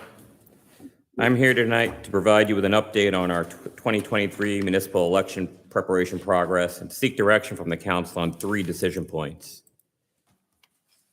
I'll begin by providing an overview of significant deadlines and milestones, but they're both internally and externally driven. Next, we'll be seeking direction regarding advanced and election day voting, direction on ballot boxes, and we'll conclude with what's coming and an opportunity for any further questions. Let's briefly take a look at some key terms if we could. So the first is advanced voting. This is just a reminder. It's a 3-week period prior to Election Day. It's often synonymous with early voting and advanced in-person voting. Council district, that's the 3 council districts within the city of Milton where council members must reside. Election Day, the first Tuesday after the first Monday in November in odd-numbered years for your municipal elections. Milton voting districts. For Milton municipal election only, this is a group of precincts that are assigned to the same polling place. Polling place, the physical location where voters cast their ballot, synonymous with polling location. And precincts are a group of voters from a geographic area that vote at a common polling place. Let's go over some deadlines and milestones. This is a list of some of the external deadlines by which we're regulated. This is a high-level view, but one that highlights crucial deadlines for us to be aware of. These are internal deadlines. Here you can see some of our internal milestones that we need to meet to be successful with our external deadlines. Under the status column, green indicates the task is on track to meet the deadline. Yellow indicates caution or that we're approaching a deadline. Red indicates delayed or past the deadline, and blue will indicate complete. The 3 tasks in yellow are on our agenda this evening. The task in red, which is getting the new council districts to Fulton County, is just waiting on confirmation from the governor's office that he signed it. Tonight we'll be seeking direction regarding the polling locations for both advanced and election day voting. However, to make an informed decision, you need to know that the prospective locations are suitable as polling locations. In addition, to meet legal requirements, we need to ensure that these locations can meet the demands associated with occupancy limits and parking.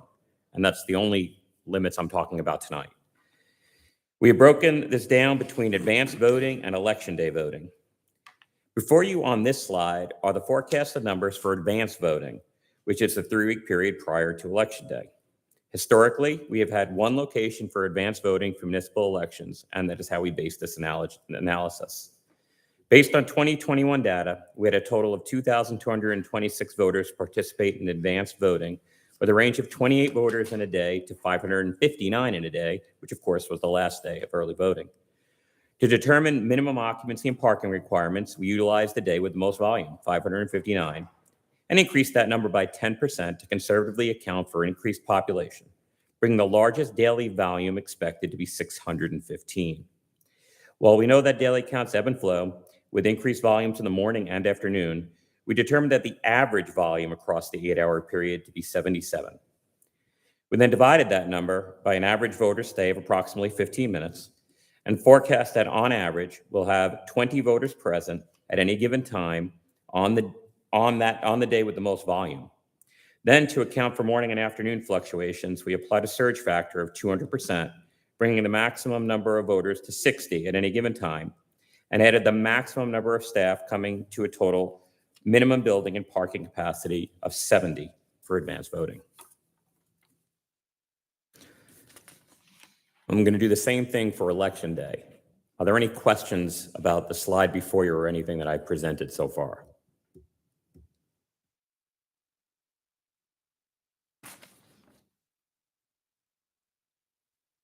Historically, we have had 8 locations for Election Day voting for municipal elections, though Fulton County was clear in their intention to reduce that number in 2023.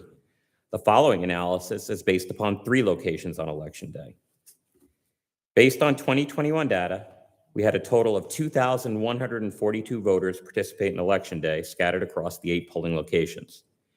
To determine the minimum requirements, we increased that number by 10% to conservatively account for the increased population, bringing the forecasted volume to 2,356 voters, but rounded to 2,400 for simplicity. We divided that evenly by the 3 proposed locations for 800 voters at each location on Election Day. While we know that daily counts ebb and flow with the increased volumes in the morning and afternoon, we utilized the average volume across the 12-hour period, arriving at 68. We then divided that number by an average voter stay of approximately 15 minutes and forecast that on average we'll have 17 voters present at any given time on Election Day. Then, to account for the morning and afternoon fluctuations, we applied a surge factor of 200%, bringing the maximum number of voters to 51 at any given time, and added the maximum number of staff to a total minimum building and parking capacity of 61 for Election Day. I'm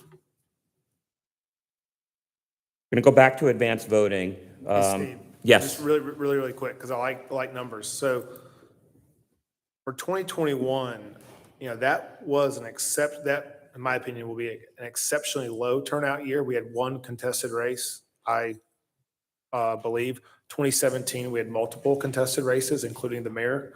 So I think maybe not tonight, but at some point in the future, let's look at what 2017 was, look at our population now, and estimate what a future contested multiple race could be. Does that kind of make sense? I understand. Okay, good. I'm good. So advanced voting. As you recall from the key terms, advanced voting, also known as early voting, is the three-week period prior to Election Day. This year it's from October 16th to November 3rd, including 2 mandatory Saturdays and 2 optional Sundays. The feasibility committee recommended 1 location for advanced voting, as we have done in the past for municipal elections.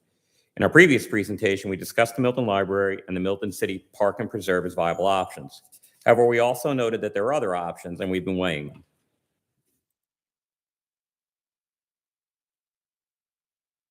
After careful consideration, we are recommending the use of the use of City Hall, or more specifically, council chambers for advanced voting. First, it's extremely close to the location where citizens have grown accustomed to voting early, the Milton Library. However, we have had some difficulty in securing that location and have been informed that we'll incur a daily cleaning fee in the amount of $175. Therefore, using City Hall will eliminate that cost. Further, the City Hall location will afford us more control over the physical location, more control over the network, and puts our resources at our fingertips. Moreover, if I am fulfilling the role of superintendent, it will provide me with a bit more dexterity as I fulfill both roles. City Hall is also a bit more reflective of city government than the library with our citizens, and we can help create an increased potential sense of civic pride, especially as we conduct our first election. And finally, it far exceeds the minimum capacity requirements. I'll pause here for questions, discussion, or direction. Yeah, where would you propose we do that if at City Hall? In this room, we could set it up probably about midway to the back, and it will be done by 5 o'clock every day, so it won't be impacted by any meetings or anything like that. And to lock up the things that need to be locked up, we are going to be taking control of that room over there, rekeying it, and then no one would have access to it except election officials. Quick clarification, Steve. Voting on the early voting ends at 5 o'clock, not 7? Ends at 5 o'clock. Well, we actually have some flexibility on the time, but it's ended at 5 o'clock. The 7 to 7 is statutorily required by the state. On election day, I'm sorry. Yeah. I apologize. Advanced voting, the minimum amount in advanced voting is to 5 o'clock each day. But it includes some Saturdays and Sundays. It does. As I remember. Okay. It includes 2 mandatory Saturdays and Yep. 2 optional Sundays. Thank you.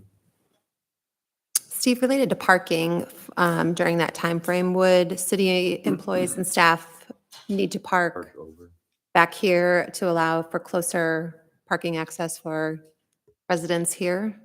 For most of the early voting days, it would be it would probably be not that big of a deal. As we hit the larger numbers, especially when we get towards the end, we would start parking our vehicles elsewhere. Between the spots over here and the spots right here, we have the same as the library. So what I'd look to do is move our vehicles. We park over here on the grass quite a bit, or we can go further in. But that would really, the last Friday, not the Friday right before Election Day is our heaviest. The Friday right before that is also a very heavy day. So the previous Friday, that Friday, and probably the Wednesday and Thursday right before Election Day, we would empty this area out. Okay, and I missed what you said, the reason the library wouldn't allow us there, or they had conflicts with the dates already, or what was? No, it's just been a challenge. Ultimately, I think Ken will agree that they have to let us use it as long as we're not unnecessarily impacting their ability to be a library. Like a school could give us a problem because they have to actually conduct school during early voting. Mm-hmm. But ultimately, they would probably have to. But that $175 cleaning fee a day will add up. Yeah. And again, we lose some level of control, right? And there is, especially when we're doing something new, that level of control is somewhat comforting. Makes sense. Thanks. More questions for Steve on this? Okay. So, sounds like we're all good with that. Okay. Everybody good with City Hall for early voting? Okay. Thank you. We will move on to Election Day. So previously, Fulton County, acting as our agent, has run municipal elections in 8 locations on Election Day, though as I stated before, it's been clear that they were going to reduce those numbers in 2023. The feasibility committee recommended 2 locations based on the number of voters which tend to vote on election day. We discussed options and projected costs for 2, 3, and 8 locations at our last meeting on this topic. For today, I'll review the 2 and 3 location options. You can see from this slide that the projected first-year costs come in at $98,382 for 2 locations and $109,739 for 3 locations, a difference of $11,357. Of course, there are still decisions to be made that will affect the overall budget. And from the future perspective, you can see that 2 locations are forecasted at $62,523 and 3 locations at $67,257, a difference of $4,734. So after careful consideration and deliberation, we're recommending that the city go with the 3 locations. We are recommending City Hall for the same reasons that we are recommending it for advanced voting. And we're changing its location from the advanced voting location on election day, or just for election day, would add cost and possibly voter confusion. Additionally, we're recommending the community center at the Milton City Park and Preserve and the City of Milton Municipal Court for polling locations on election day. Similarly to City Hall, they all meet the minimum capacity requirements, save the city money by avoiding additional fees, and provide more control and best identify with Milton. I'm going to pull up a map real quick to show you what that looks like.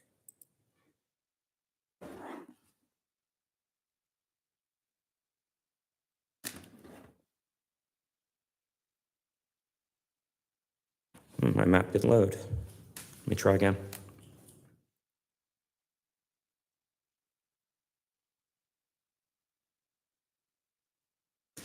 So before you is a map. That's it.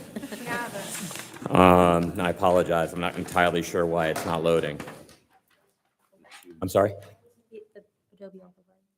By closing Adobe all the way. Try closing it all. I shall try. Bernadette usually comes through on type things like this. And she does it again. I saw it. We saw it. All right, we're up. It's coming. Okay, Yeah. there we So go. you can see the map better. Look There at you go. Bernadette. Hit that side arrow. What's that? Side arrow so you can see the map better. Just close that, yes. We good? I still want to look Yes. at this though, 'cause the numbers. Thank you for your help. So this map, the map before you, we've split this up a bit differently than we did last time in an attempt to create the least possible travel time and distance for our voters. This can still be broken up differently so long as all voters from the same voting precinct vote at the same polling location. Multiple voting precincts can and have voted at the same polling location in the past. Any questions on what I'm showing you here? So just real quick, so I'm gonna use the cursor. This is the Milton Park and Preserve. This is the municipal court, and this is City Hall.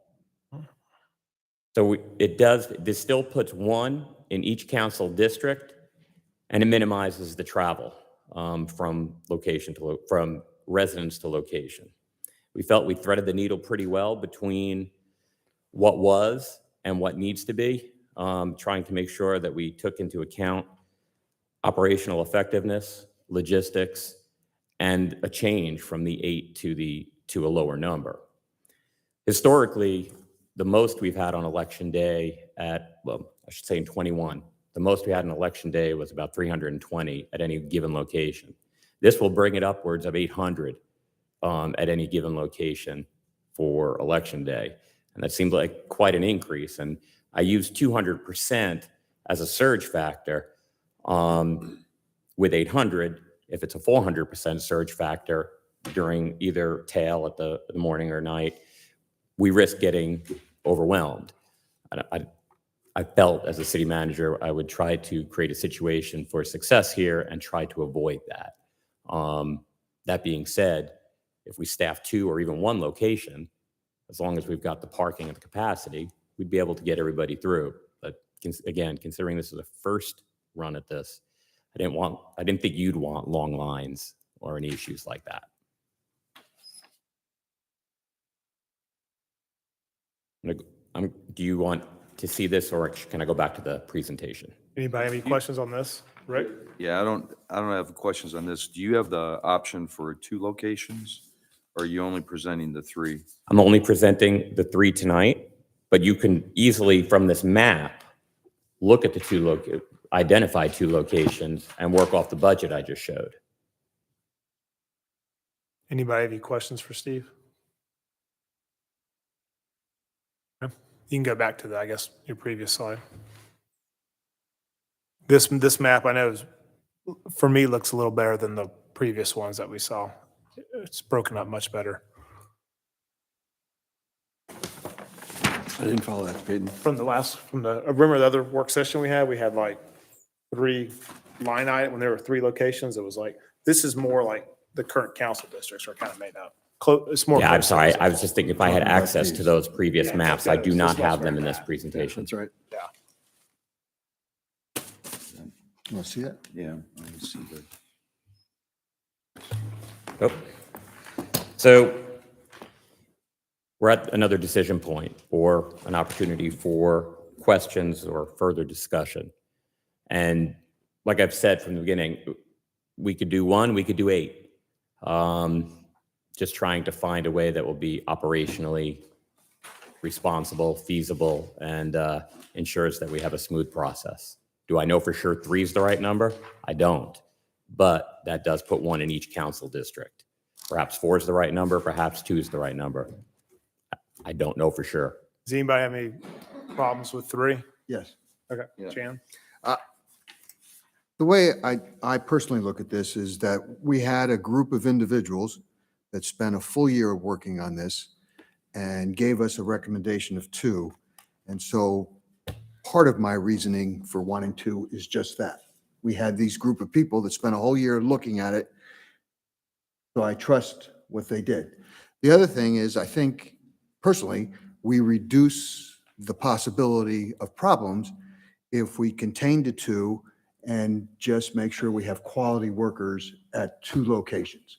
We have 3, that means more people that we've got to find that are quality to do this work. And personally, I don't think anywhere in Milton is hard to get to as far as timeline. And with 16 days of early voting, I just personally don't think we need a 3rd location. Yeah, and I still would like to see us go with the 2 because we recommended the 2 both from a cost savings. It's going down from the 8. We could have gone with 1 location, but we ended up suggesting going with the 2. I'm not so worried about long lines. I think people have the choice if they want to go for early voting. They'll have plenty of days to do that. I do like your recommendation to have it here.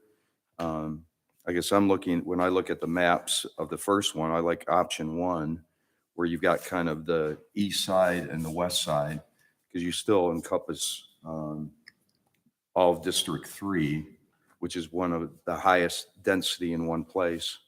But I still prefer to go with the 2, plus it costs less. Thanks. Anybody? I like 3. I think we went from a feasibility committee and now we're more operational, and we need to do what's going to make us the most successful election possible. A lot of eyes on us. 1 in each district looks good. It's going to be a big change for a lot of people. People were used to driving right down the street, going to your voting location. Now we're going to have 2 or 3. So I think setting us up for success is going to be a big deal. I like data. I like numbers. The last thing any of us wants is long lines out the door when you used to just walk on in and vote. So I like 3, but like I said, I think Steve can do 2 perfectly fine, but I personally like 3. Paul? So I've been trying to stay quiet because I participated in the committee, and our recommendation from the committee was 2. And I just offer this for consideration. And once you go to 3, you'll be hard pressed to go back to 2 or any other number than 3. I like the east and west scenario. You've got the highest number of registered voters, but not necessarily the highest level of participation in the Highway 9 corridor. by offering a chance to be immediately adjacent to that, the richest number of voters, meaning the most committed number of voters, actually resides in the green area of this map. But they are used to voting in many cases early at the libraries. They're not opposed to traveling to cast their vote. One of our charges was to reduce cost and make sure that we were fiscally responsible for our voters' taxpayer money that we're going to spend. I think to optimize the opportunity for the most qualified staffing of this is also to look at 2 locations rather than 3, rather than diluting your opportunity for success by going to a 3rd location. I think, and as such, I still favor 2.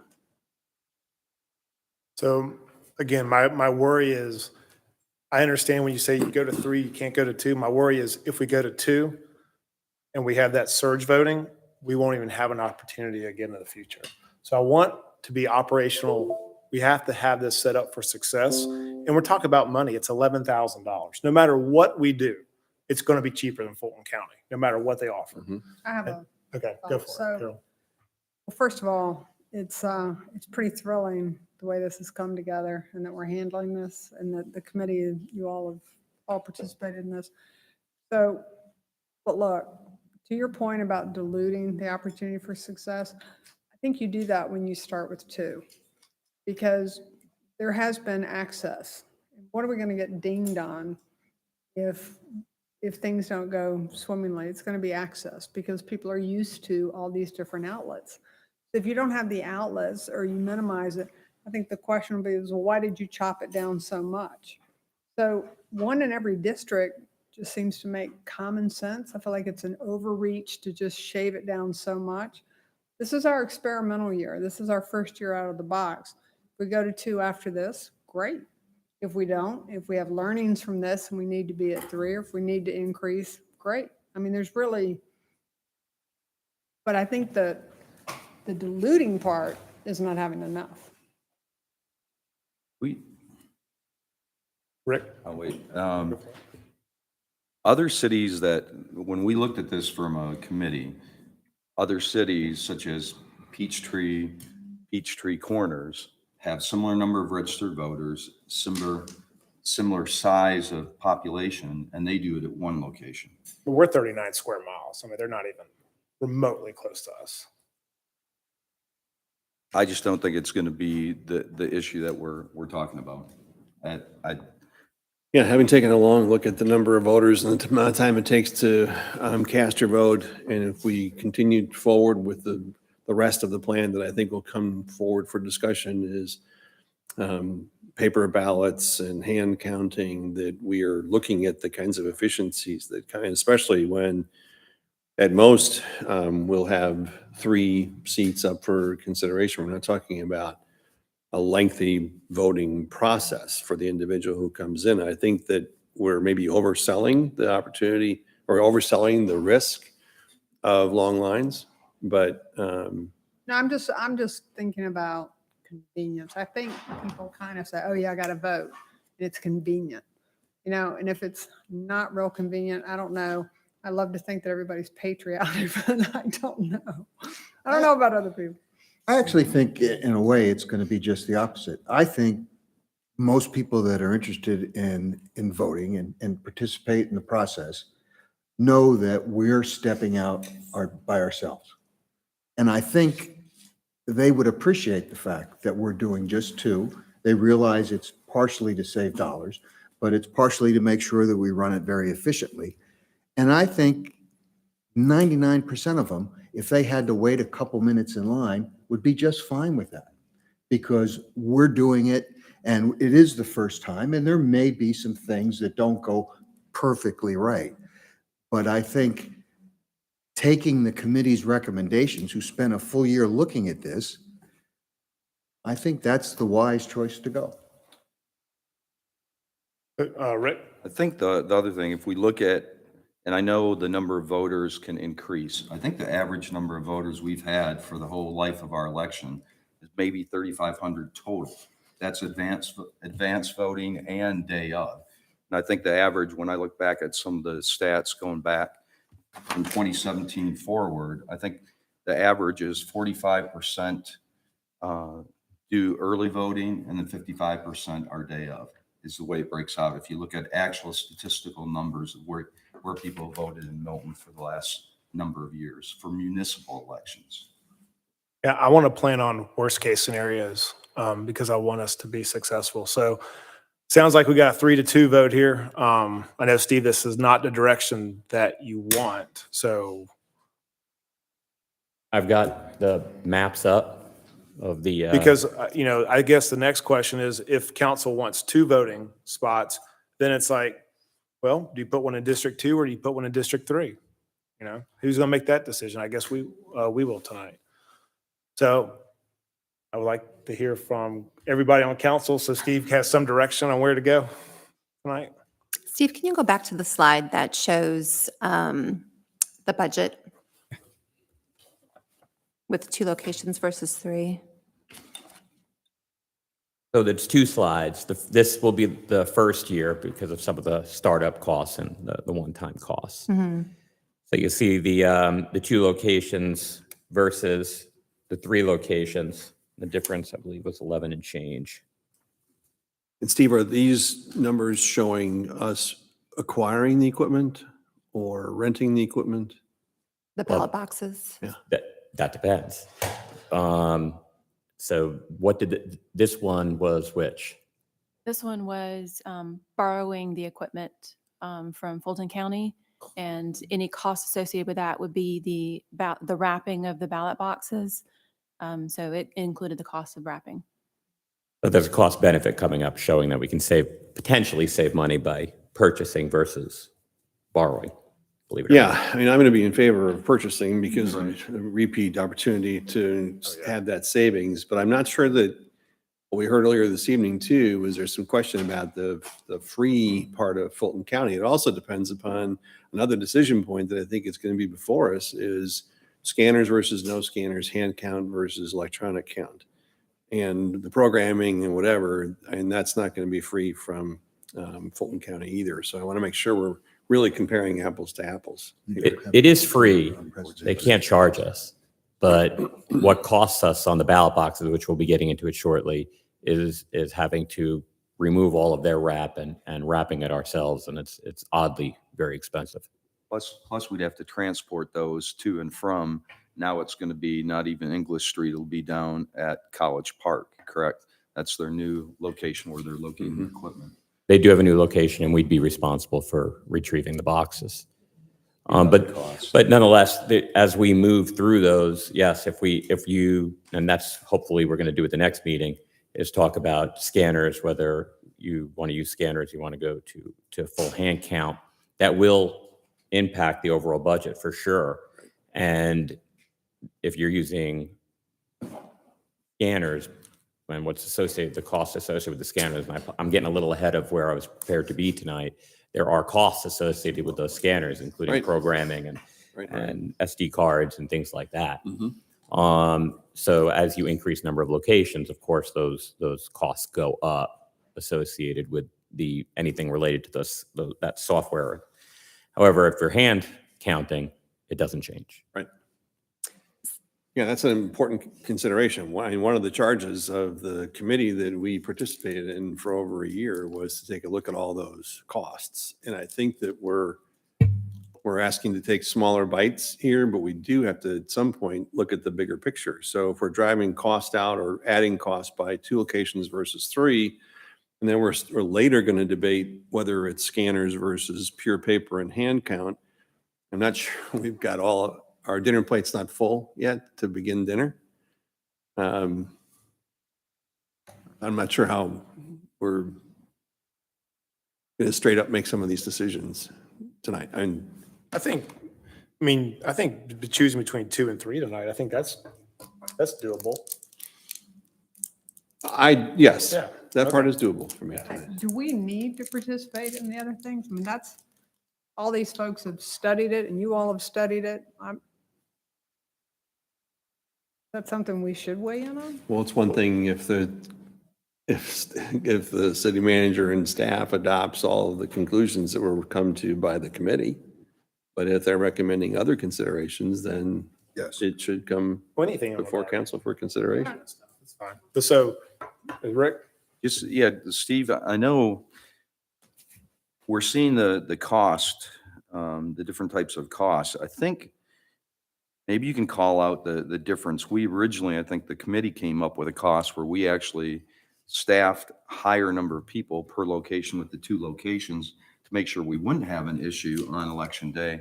But I thought we came up with around a $72,000 cost versus the 98, and that was with actually acquiring equipment, not renting equipment. You know what the difference is between the additional 26,000? Was Not that off the top of my head? I do not. I do know that we, I mean, I can take a look at it real quick. Okay. As before the city manager finishes his presentation, and I'll have that answer for you. I do know that included in the budget that the committee recommended was the programming of the scanners, even though that the recommendation was not to go with the scanners.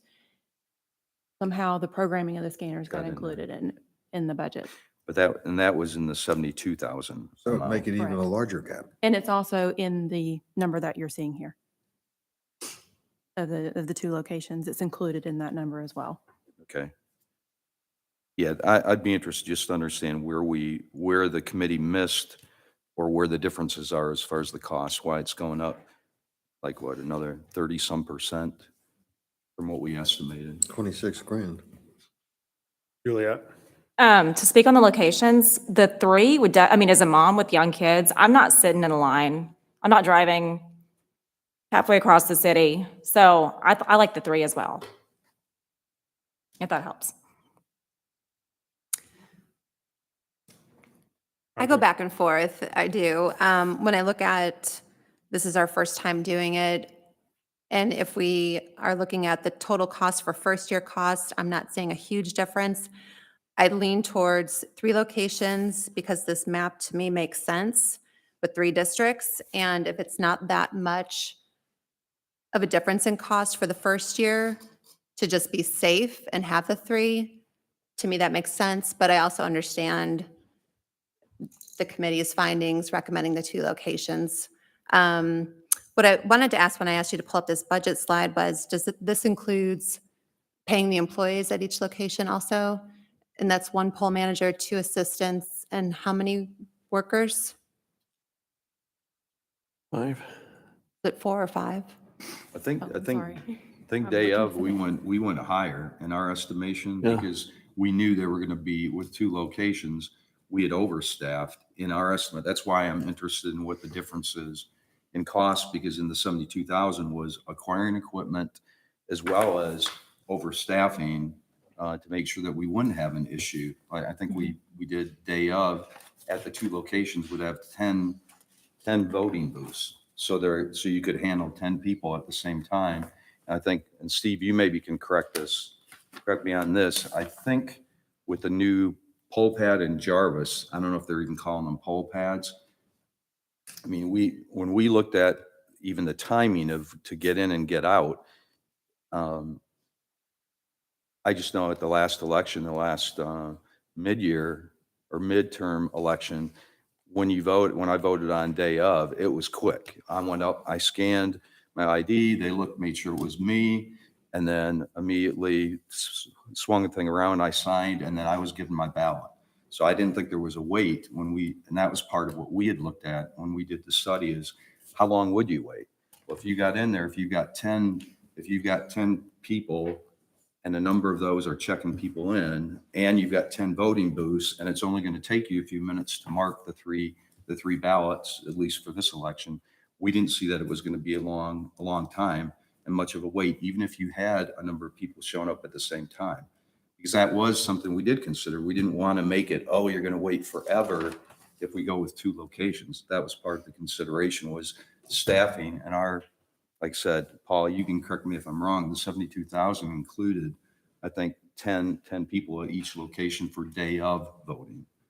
I'm just Yeah, looking back at my notes to see if I. The reason why I asked Well, number of people working at each location, because we want to employ Milton residents at each of these locations. So based on that number, increasing or reducing the number of locations, are we comfortable and confident that we have, based on everyone you've met with who have been poll workers, are you comfortable and confident that we have people ready in Milton to work the 19 days of advanced voting if we did 3 locations?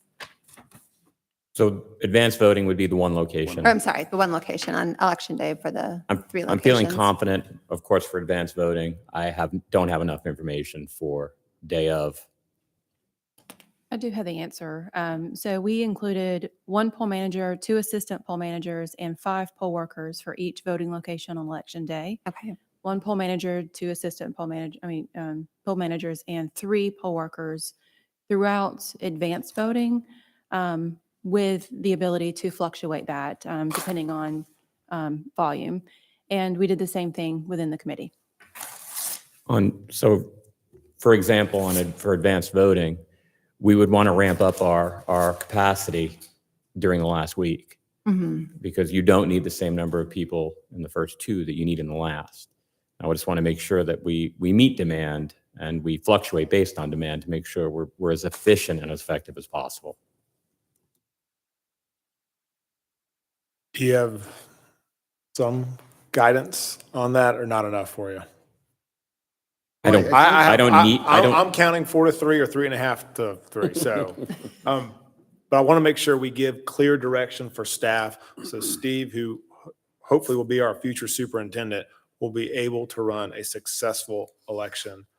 Shouldn't we have a better handle on why there's a discrepancy between this 98,000 versus 72,000 that the committee came up with? That's a tremendous difference. So, 36%. but is the delta, I guess, is the difference if you expand that to 3, are you saying that the difference is going to be exponentially more than $11,000? I don't know. That's why I'm asking. What, So Steve? We know the difference will be about $11,000 regardless of where you start. Okay. We knew that from when we did this on our initial run through. That's mainly staffing, correct? Staffing and then some. When we did the original work on this, I apologize. You're asking me to remember back to what we did initially. But when we calculated it for each additional location, we calculated it as approximately an $11,000 difference. I would love to go back to be able to tell you what the difference between the 70 something and the 90 something. I could already tell you I'm finding different costs as we're actually engaging some of these people, but I don't know what's driving $20,000 in difference. I guess the question is, do we need to make this decision on the location tonight, or is that something we could do at our second regular city council meeting? What I was going to, well, this is what I was going to suggest. If the difference is only $11,000, basically what we're seeing here, then I think this decision from tonight, from what I've gathered, is 3 locations. Now, if you go back and you look at the numbers and all of a sudden that $11,000 has moved to $30,000, then I think council would want to see that. But if the difference is going to be $11,000, I know I'm comfortable with that. I can't speak for everybody else, but or Juliet, Andrea, anybody? I mean, what you're buying for the $11,000 is a safety valve, a little bit more of a potential cushion. We don't know exactly what to expect, and it provided some rationale of why we would go to 3, because we have 3 council districts, and it provided a little bit of room going from 300 something cycling through on election day to 800 something, and it was just designed to provide more cushion. At the end of the day, from an administrative standpoint, it's easier to do 2. It's even easier to do 1. So from in that regard, this is only about providing cushion. But if it's administratively easier to do 2 than it is to do 3, that to me relates to less risk. But less risk of problem. But that's still not going to be the best for the people to come out and vote. Administratively, it's going to be the best to do 1 and cost effective, but for people to access their voting locations, it's not the best. It's the best for the people if there's an error in 3 and not an error in 2. So we got 4 to 3 for 3. I just want to move this forward because we got plenty of slides. Is everybody, are 4 council members comfortable with 3 locations? I think we should qualify that though by that the discrepancy in the budget. I agree with that. I think that we're being a bit frivolous if we don't. All I'm saying is, if it's $11,000 more, I get that. I got no problem with And I subscribe to that as well, Peyton. But there's a big difference between 11,000 and 30-some thousand. And exactly. And I think that's irresponsible to make a decision when we don't really understand that. Theoretically, you bet you're on target. But with the practicality of the detail that we're talking about spending taxpayer money, I think we need that number. But I know, but I just said, if it changes by more than $11,000, then he'll come back to us. We got to keep this ball rolling instead of. But we don't even know at the moment whether it's apples to apples comparison. That 11,000, Steve, correct me if I'm wrong. And I appreciate that you have put additional hours well beyond what our committee has put into this to be able to come to this recommendation this evening. And I am subscribing 100% to the $11,000 difference. I was a part of that conclusion being drawn by the committee, so I can support that. But if we can't explain where the other $26,000 are coming from, I think we're not making a sound decision tonight as a council. If we can't, I think we're making a perfectly sound decision. I'm saying if a third location is going to cost us $11,000 more. Yeah, but you're not hearing me. I'm comfortable with that.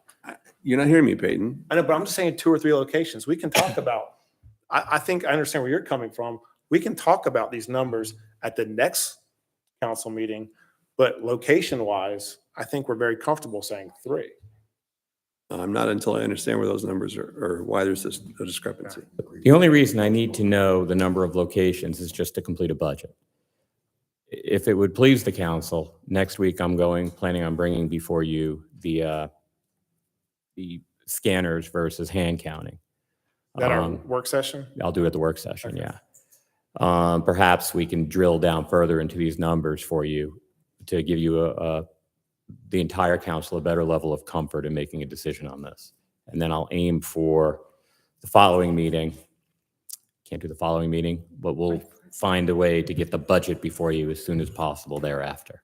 What deadlines do you need to make in order to do number of locations, as far as how your timeline works for everything else? If they're all city locations, we have more flexibility. Okay.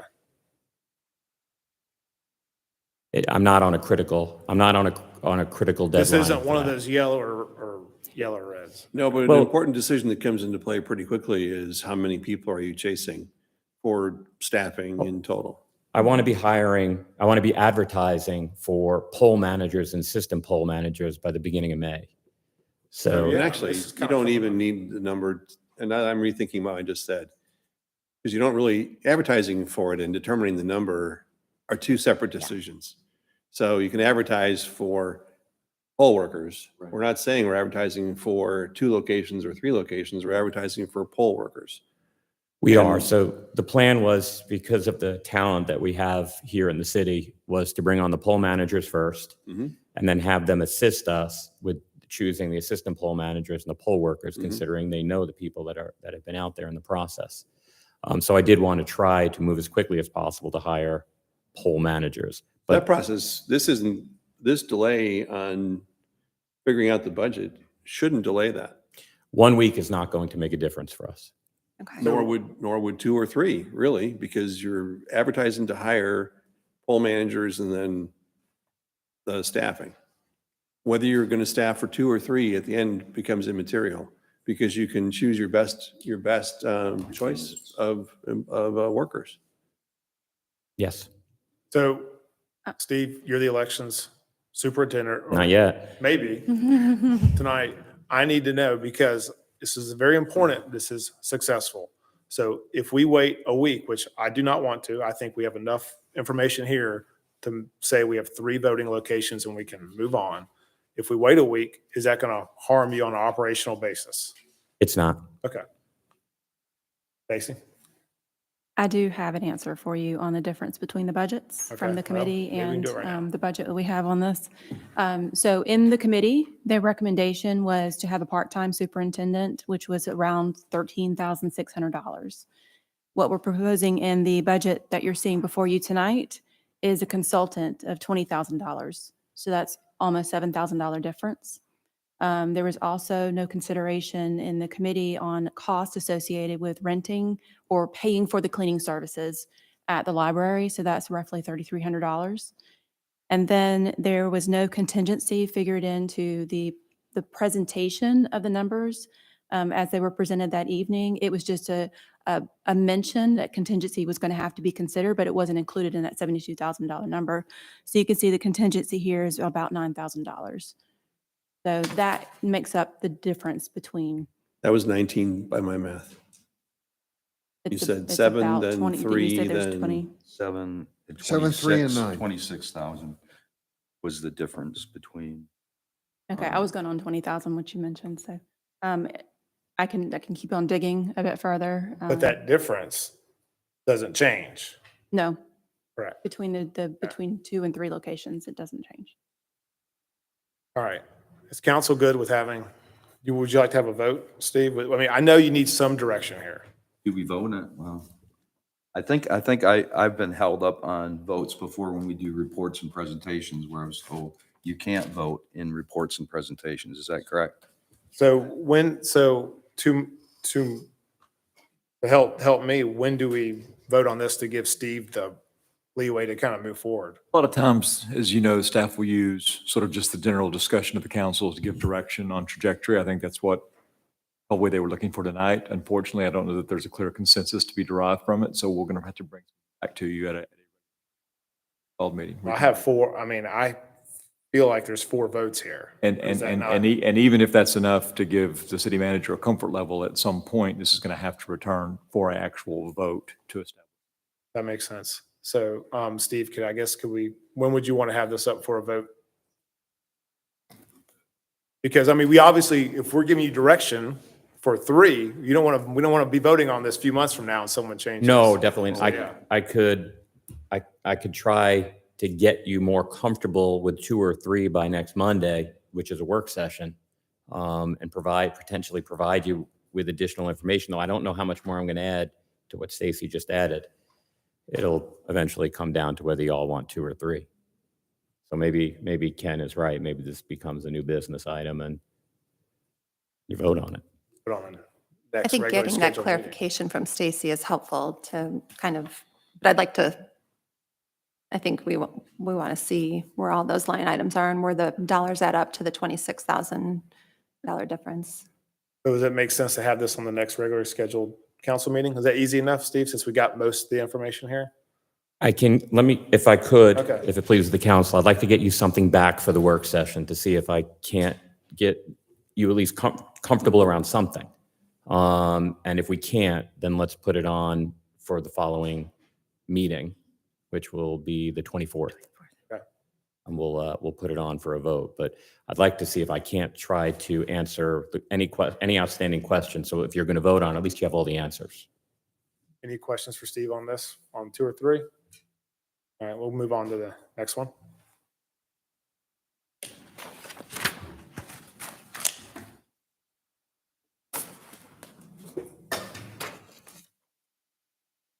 All right, so we're on to ballot boxes. I think it'll be a little bit easier. I thought the previous one was going to be easier. Never know. So the cost-benefit analysis before you compares 2 courses of action: leasing the ballot boxes from Fulton County versus purchasing the ballot boxes from a vendor. There is no charge associated with leasing the ballot boxes from Fulton County, but there are significant costs associated with preparing them for Milton's election and then returning them to their original form and returning them to Fulton County. Fulton County has informed us that we must return the ballot boxes in exactly the same condition that we received them. We've made the following assumptions when preparing this analysis.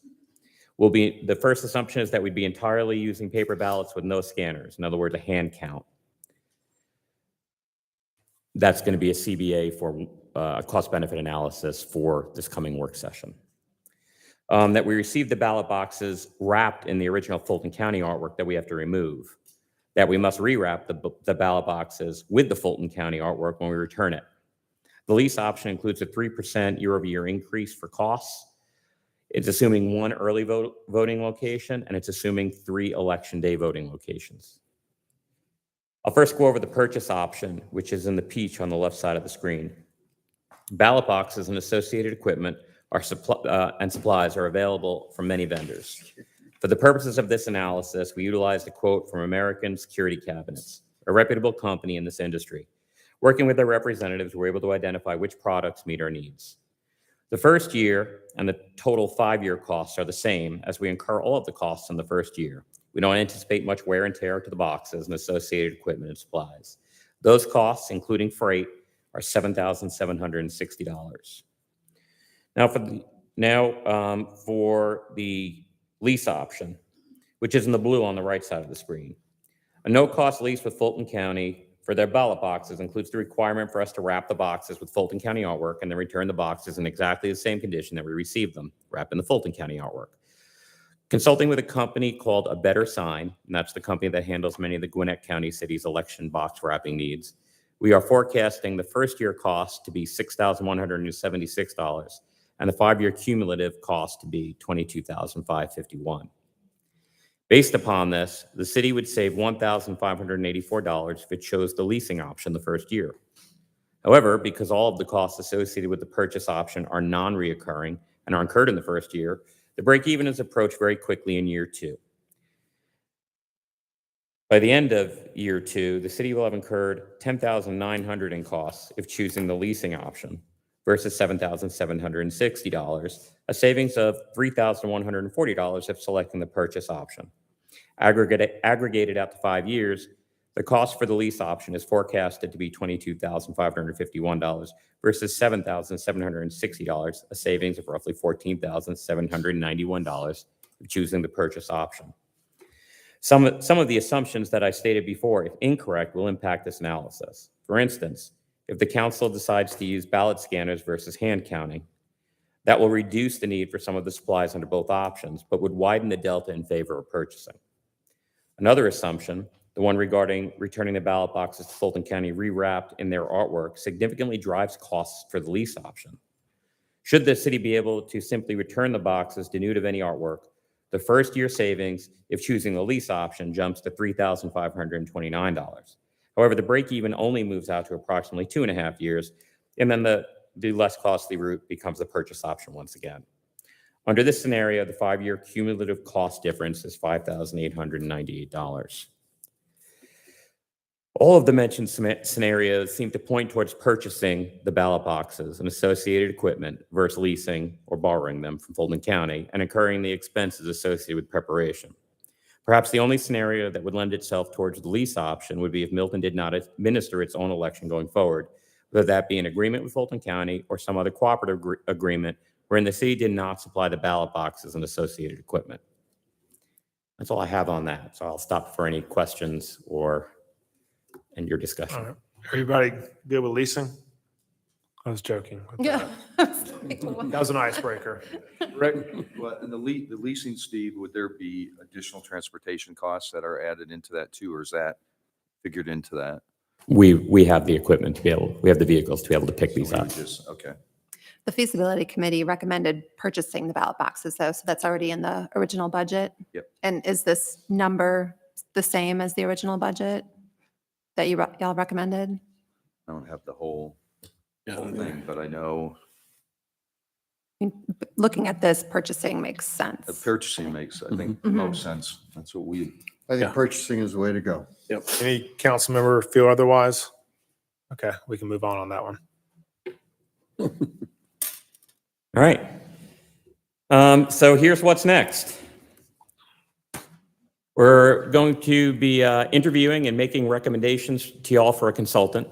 We're not having too much interest coming back, and we did put something out on the Secretary of State, and we're having trouble finding individuals who have actually run an election in a superintendent role.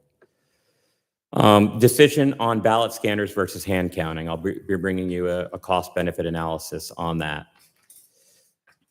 The budget presentation, but of course that's going to be contingent upon these other decisions. I want to discuss appointing an assistant election superintendent, an absentee ballot clerk, and assistant absentee ballot clerk should those in those roles for some reason not be able to do it. And I want to talk to you about appointing poll managers. So that is what you have to look forward to. I'm not going to do this all this coming Monday. I'll focus on getting you the information that you need to maybe come to consensus on the number of locations. And we'll talk about ballot scanners and hand counting. Any questions concerns, or any other direction you want to give? Looks good. Thanks, Steve. Appreciate it. Thank you. Thanks, Steve. Thank you. Okay, that was our last reports and presentations. So there's no first presentation, no public hearing, zoning agenda, or unfinished business. So we'll move on to new business. Will the city clerk please say on the first item? Mayor, that first item is consideration of a professional services agreement between the City of Milton and Kimley Horn and Associates, Inc. for the Milton Comprehensive Transportation Plan update. It is agenda item number 23079. Mr. Rob Del Ross. Thank you. Good evening, everyone. Hoping these slides come up here in 1 second.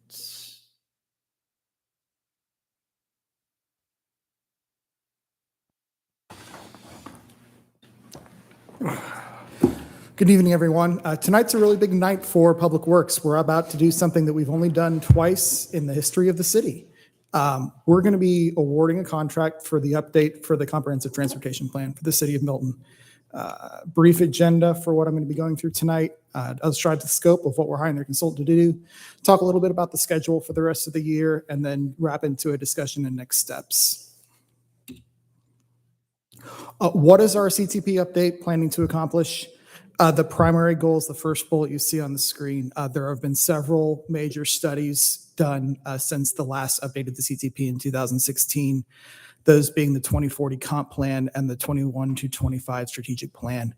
We are going to be taking the motifs, the themes, the goals, the objectives, things that came out of those plan and applying those to our projects and our goals and our objectives for transportation for the city of Milton. Like I said, the previous CTPs, the first one ever in the city was created in 2009. We had a first update in 2016, and we're going to be doing our second update this year. Task 1 through 5 are the scope that the consultant is going to be delivering for us. Task 1, developing a vision, goals, and objectives. Going into Task 2, a robust stakeholder and public involvement phase. Task 3 being an inventory and an assessment of what our network looks like today. Task 4 being an assessment of what we currently need. And then Task 5 being the project lists and the recommendations that come out to try and meet those needs. I'll be covering the contingency phase in a future slide, but that's a component and a recommendation for us as well. Next slide you see, this is a screen capture of our strategic plan. The goal that most closely falls in with Public Works is goal 5. And you'll notice we're checking a lot of boxes for this update. Everywhere where you see a red arrow, we are confident that Kimley Horn, our recommended consultant, is going to be able to check that box and accomplish a major goal and outcome measure as part of our plan update. Many of you have seen this. This is our T+2 project list. The Tier 1 projects and programs are listed on the left. Tier 2 and 3 are on the right. A key takeaway from the CTP update is we're going to be defining what a lot of these programs look like. For example, under operations and safety, we've got $3 million dedicated towards intersection efficiency improvements. What are those projects? Where are they? What kind of scopes are there? Are we doing roundabouts? Are we doing turn lanes? There's a lot of variety, a lot of possible ways to spend the T-SPLOST money. We already are underway on a couple of those smaller projects you see on the bottom of the screen, but we have significant funding tied into these programs like pedestrian enhancement, streetscape, and community trail prioritization. Then we need a little bit more help working with our goals and objectives and working with our public involvement to help define which projects are actually going to be delivered. This is the schedule. I'm not going to go into great detail here, but I do want to point out a couple of points. This task 2 here is our entire public involvement phase. Doing continuous website updates. We're going to be doing some surveys. We're going to have a couple of in-person public meetings, both in formal and informal. We're going to be doing a stakeholder committee. So there's going to be a lot of opportunities for our residents to tell us what they like and what they don't like about our network. We do have a pretty aggressive schedule. So Sarah and I are hoping that we can wrap all this up by the end of the year and bring a report to you in December that you would adopt. Can't promise that, but that's what we're aiming for. Yeah, nothing really to say about that. Next portion is the contingency funding. So Sarah and I, as we were putting together the scope for the CTP, we began hearing a lot more about the district at Mayfield and that plan that's been before you and discussed several times. There's been a lot of community outreach led by our community development department.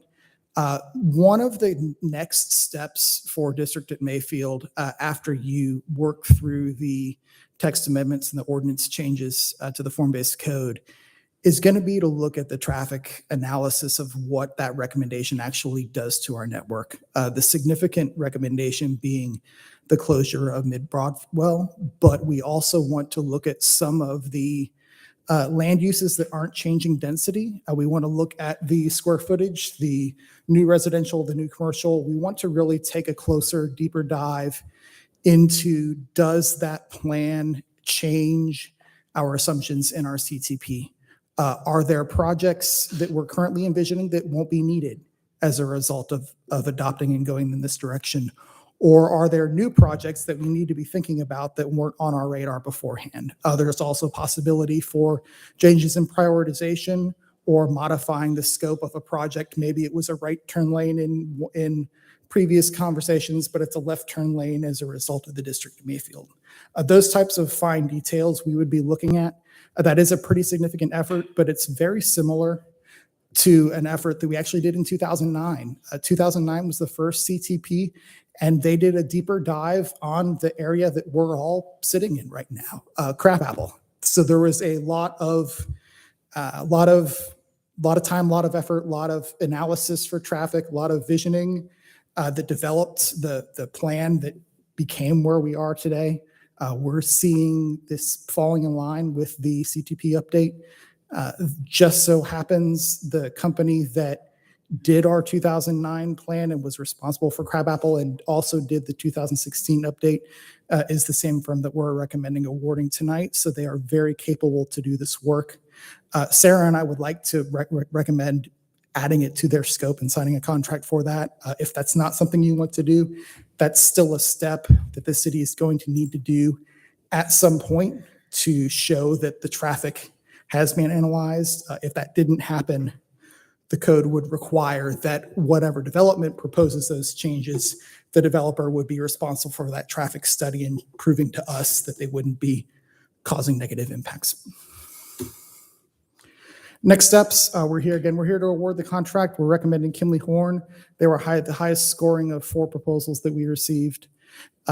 Robust public outreach that will be starting very quickly. You'll see a lot of updates on social media, a lot of talk around town. We're going to be not necessarily doing a lot of formal public meetings, but we're going to be doing a lot of going to some events and going to where the people are.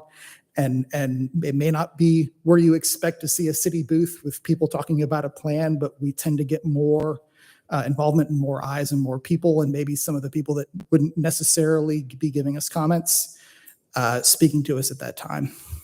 Then again, council adoption, hopefully in December 2023. That concludes my presentation. I'm open to any questions you might have. Any questions for Rob? No.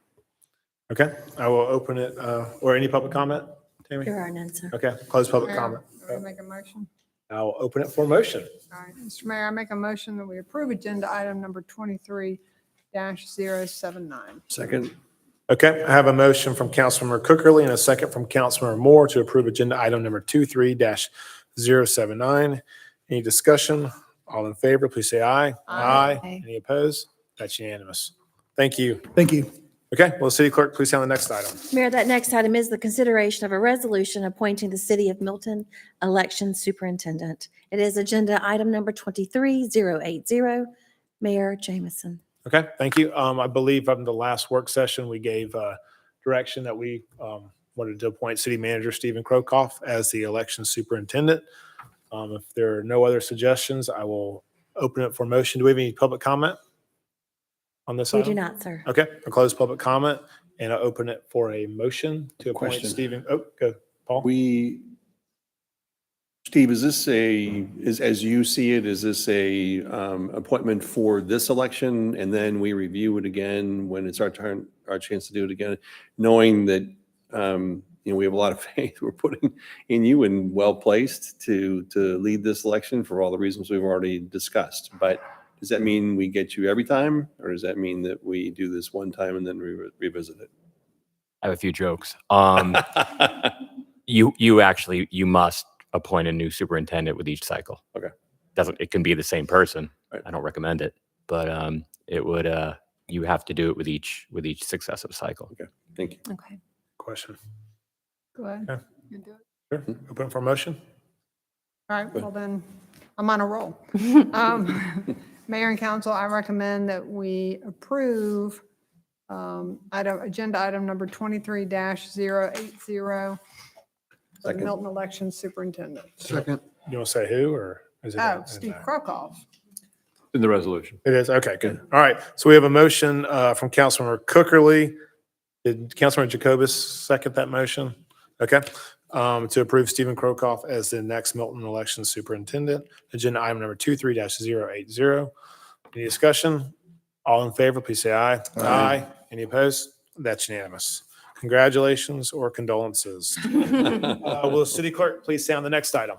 Mayor, that item is consideration of an intergovernmental agreement for the provision of election equipment between Fulton County, Georgia and City of Milton, Georgia. Agenda item number 23081. Our Deputy City Manager, Ms. Stacy Inglis. This intergovernmental agreement will simply allow us to borrow the equipment should we choose to do so. The equipment that would be available to us are the ICP ballot scanners with attached ballot collection bin, thermal tape for the ballot scanners, ballot boxes with collection bins, understanding that it must be wrapped to read City of Milton election and then rewrapped to read Fulton County election when we return them, privacy screens for voting, poll pads with charging cable, stylus, ID tray, and base/stand. Again, this is at no charge, and it is our choice to borrow the equipment from Fulton County. Any public comment, Tammy? Karen, would you like? This is your time for public comment. Thank you, Stacy, for bringing that up. Karen Dubin, Turner Davis, Glen Court. I did talk to Commissioner Thorne today. That is not approved of no charge yet. The scanners, the ballot boxes, it was not approved yet. It has to go to the BRE. So to say that it's no cost to us as the taxpayer is not true. Thank you. Sorry. Okay, any other public That's comment? all. Okay, I will close public comment. Steve, do you have? Now, the IGA has to go before the board. They can't charge us for the equipment.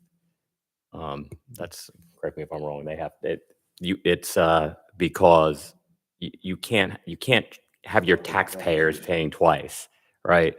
So so they have to make those things available so long as they are available. If they aren't available for some reason, then we could run into a situation. However, we've been assured that they have plenty available for this cycle. But this just gives us the option to do it, That right? was my question. This does not obligate us. Right. All this Okay. does, and this includes also, are they still calling them poll pads to work with Jarvis? They are. Okay. And the poll pad comes fully loaded. We don't have to do anything different to get the software. It's got the registration We're working on polls that. on it, or the, yeah. They're still working through the kinks with the new system Yeah. and how they integrate with the poll pads. But at least what we're seeing right now, the poll pads will be able to use not only on election day, but they'll be able to be used seamlessly even in early voting for registration. That would be a great. And that's optimal. addition.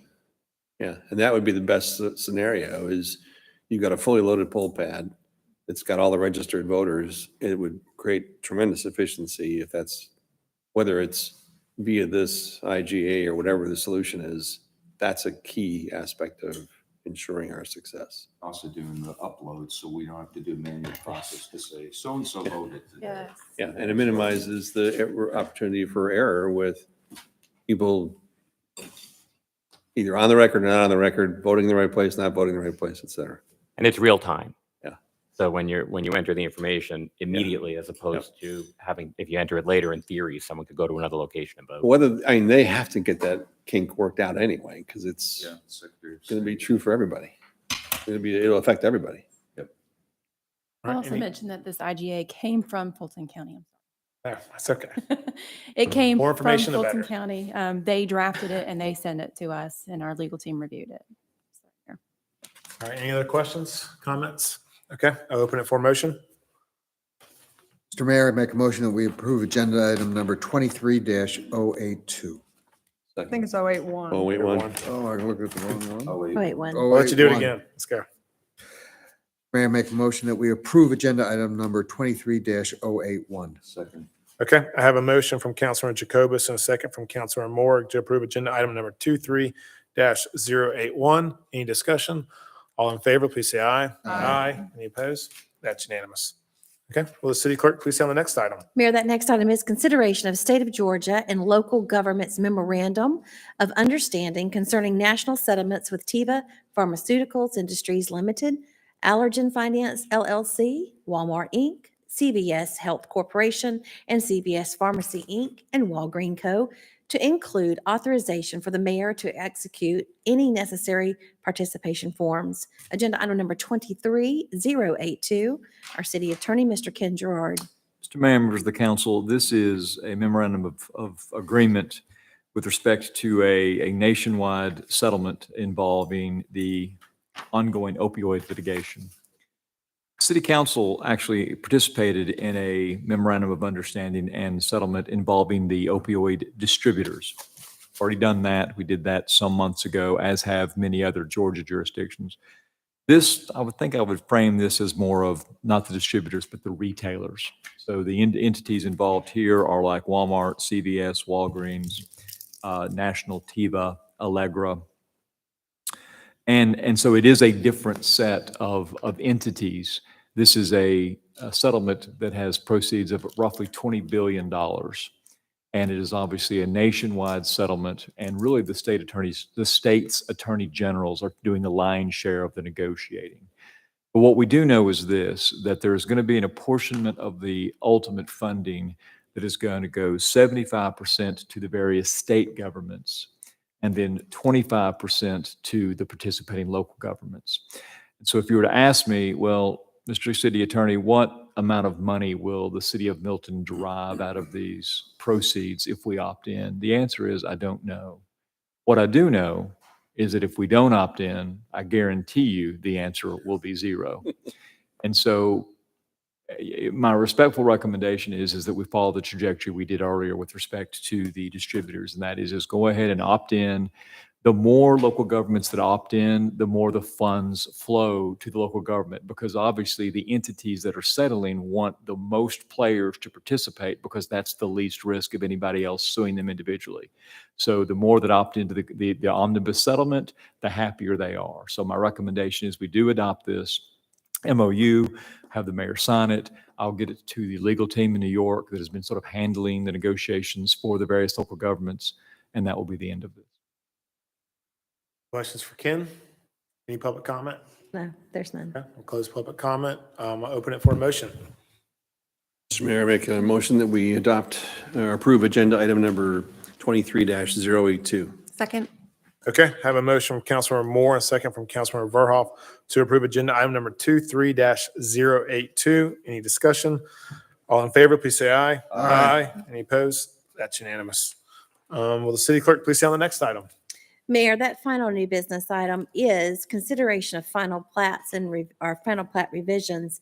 The name of the development is Mayfair Estates Phase 1 on Birmingham Highway. It's land lot 268, 269, and 270. It's District 2, Section 2. It is a final plat. It's a revision number 2, and the purpose is of this is to change lot lines for lots 11 and 12, deleting lots 13 and 14, and adjustment to phase line.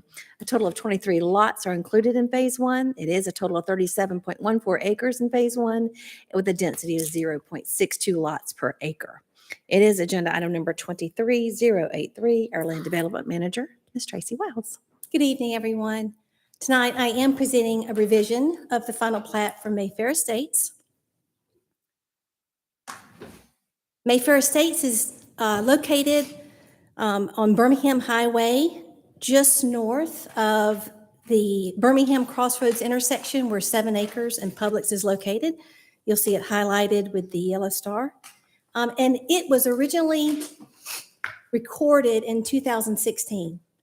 Since then, we have had one plat revision that was before you last year. Some of you may recall, buyers into this development purchased more than one lots. So they combined lots, and that plat revision last year simply was a reflection of those adjusted lot lines. Similarly, tonight, for the second plat revision, it will be for the adjustment of lot lines, but for a different reason. The developer is nearing the end of phase one and is acquiring building permits for those remaining lots. But in order to get a building permit, a prerequisite is to receive Fulton County Department of Health approval for septic field locations. At the end of last year, the state took over the management of the Department of Health, and effective January 1 of this year, they have implemented stricter guidelines regarding the minimum area allocated for septic fields. That minimum square foot is 30,000 contiguous square foot of land area for septic field. Septic fields. The area identified on the site plan in red, the lots proposed in that area did not meet that requirement. So the developer had to adjust lot lines, lose a lot in order to conform with that compliance. As a result, the phase line for phase one adjusted to accommodate the increased land area for the square footage. Now, we expect an additional or future plat revision to come in as the developer begins phase two and completes phase two. This will be before you again, so that we can plat the entire development in its entirety and after it's completed. That concludes my presentation tonight, and I welcome any questions. Any questions for Tracy? That's interesting about the new guidelines on the septic. It's It interesting. is, considering that an acre is 43,560. Correct. Yeah, that's a big And number. 30,000 of it is allocated for septic. Larger lot size. Exactly. Any public comment? There is none. Okay, I'll close public comment and I'll open it for a motion. Mr. Mayor, I make a motion that we approve agenda item number 23-083. Okay, I have a motion from Councilor Morrig, motion from Councilor Jacobus, second from Councilor Morrig to approve agenda item 23-083. All in favor, please say. No, it's 83. 83, sorry. All in favor, please say aye. Aye. Aye. Any opposed? That's unanimous. Does any council member have anything to report on? All right, hope everyone had a great spring break. I will need a motion to adjourn into executive session to discuss personnel, land acquisition, and potential litigation. My apologies, and Ken, my apologies. I failed to do something. My apologies. There was a email public comment for I failed. Can I read this? I would. Is that a general public comment? It was for the agenda item 23081. It would have been a general public comment. It was, Wasn't it the one for? no, it was for the IGA equipment. I apologize. Ken, what do you want? Do you have a justification that meets your, I do. Everything meets the criteria. Mr. Mayor, that's in order to go ahead and read it My now. apologies. Okay, if everyone's okay with that, we'll have Tammy read the, That was comment? my fault. My apologies. This is a email public comment that was sent in by Lisa Cawley, located at 14680 Freemanville Road. The committee recommended 2 polling locations. Cities within a similar population used only 1. We discussed 3, but felt this was excessive and unnecessary given the average voter turnout and 19 days of early voting. There are 3 locations on election day where ballots get counted. The first location is City Hall. Early voting and absentee ballots are transported to City Hall on the Friday before Election Day. Counting may begin at 7 a.m. The 2 polling locations close at 7 p.m. Once everyone has completed voting, the poll managers and workers hand count ballots. 3 city council seats are up for election. The committee recommended manual counting. An estimated 6 paper ballots can process per minute, an estimated 360 per hour. The average municipal election turnout is 3,500. An estimated 1,575 vote early, which is 45%. An estimated 1,925, which is 55%, vote on Election Day, leaving 963 votes at each polling location. It will take about 3 hours to complete. Hand count is the most efficient, accurate method. The results are definitive. The chain of custody, Fulton County removes the SD cards from the scanners, then they are placed in a bag, sealed, and transported to another location. SD cards are then transported to the English Street Warehouse in Atlanta and uploaded into the computers. We find out the results late night. The scanned ballots are removed from the scanners, secured, and sent to Fulton County for storage. Milton transports early voting paper ballots to City Hall the Friday before the election. Ballots are removed from the sealed storage bins and counted on Tuesday morning. On Election Day, poll managers secure the ballots at City Hall. After the election, all ballots cast are transported to the Milton Safety Complex. The city will have every ballot cast. Milton maintains local control of chain of custody and storage. Thank you. My apologies. Do you have any more emails? That concludes Thank you. my Appreciate it. apologies. All right, I don't think we formally made the motion, so I guess I'll go ahead and repeat it. I'll make a motion to adjourn into executive session to discuss personnel, land acquisition, and potential litigation. So moved. Okay, I have the motion, and then Carol seconded. All in favor, say aye. Aye. Opposed? All right.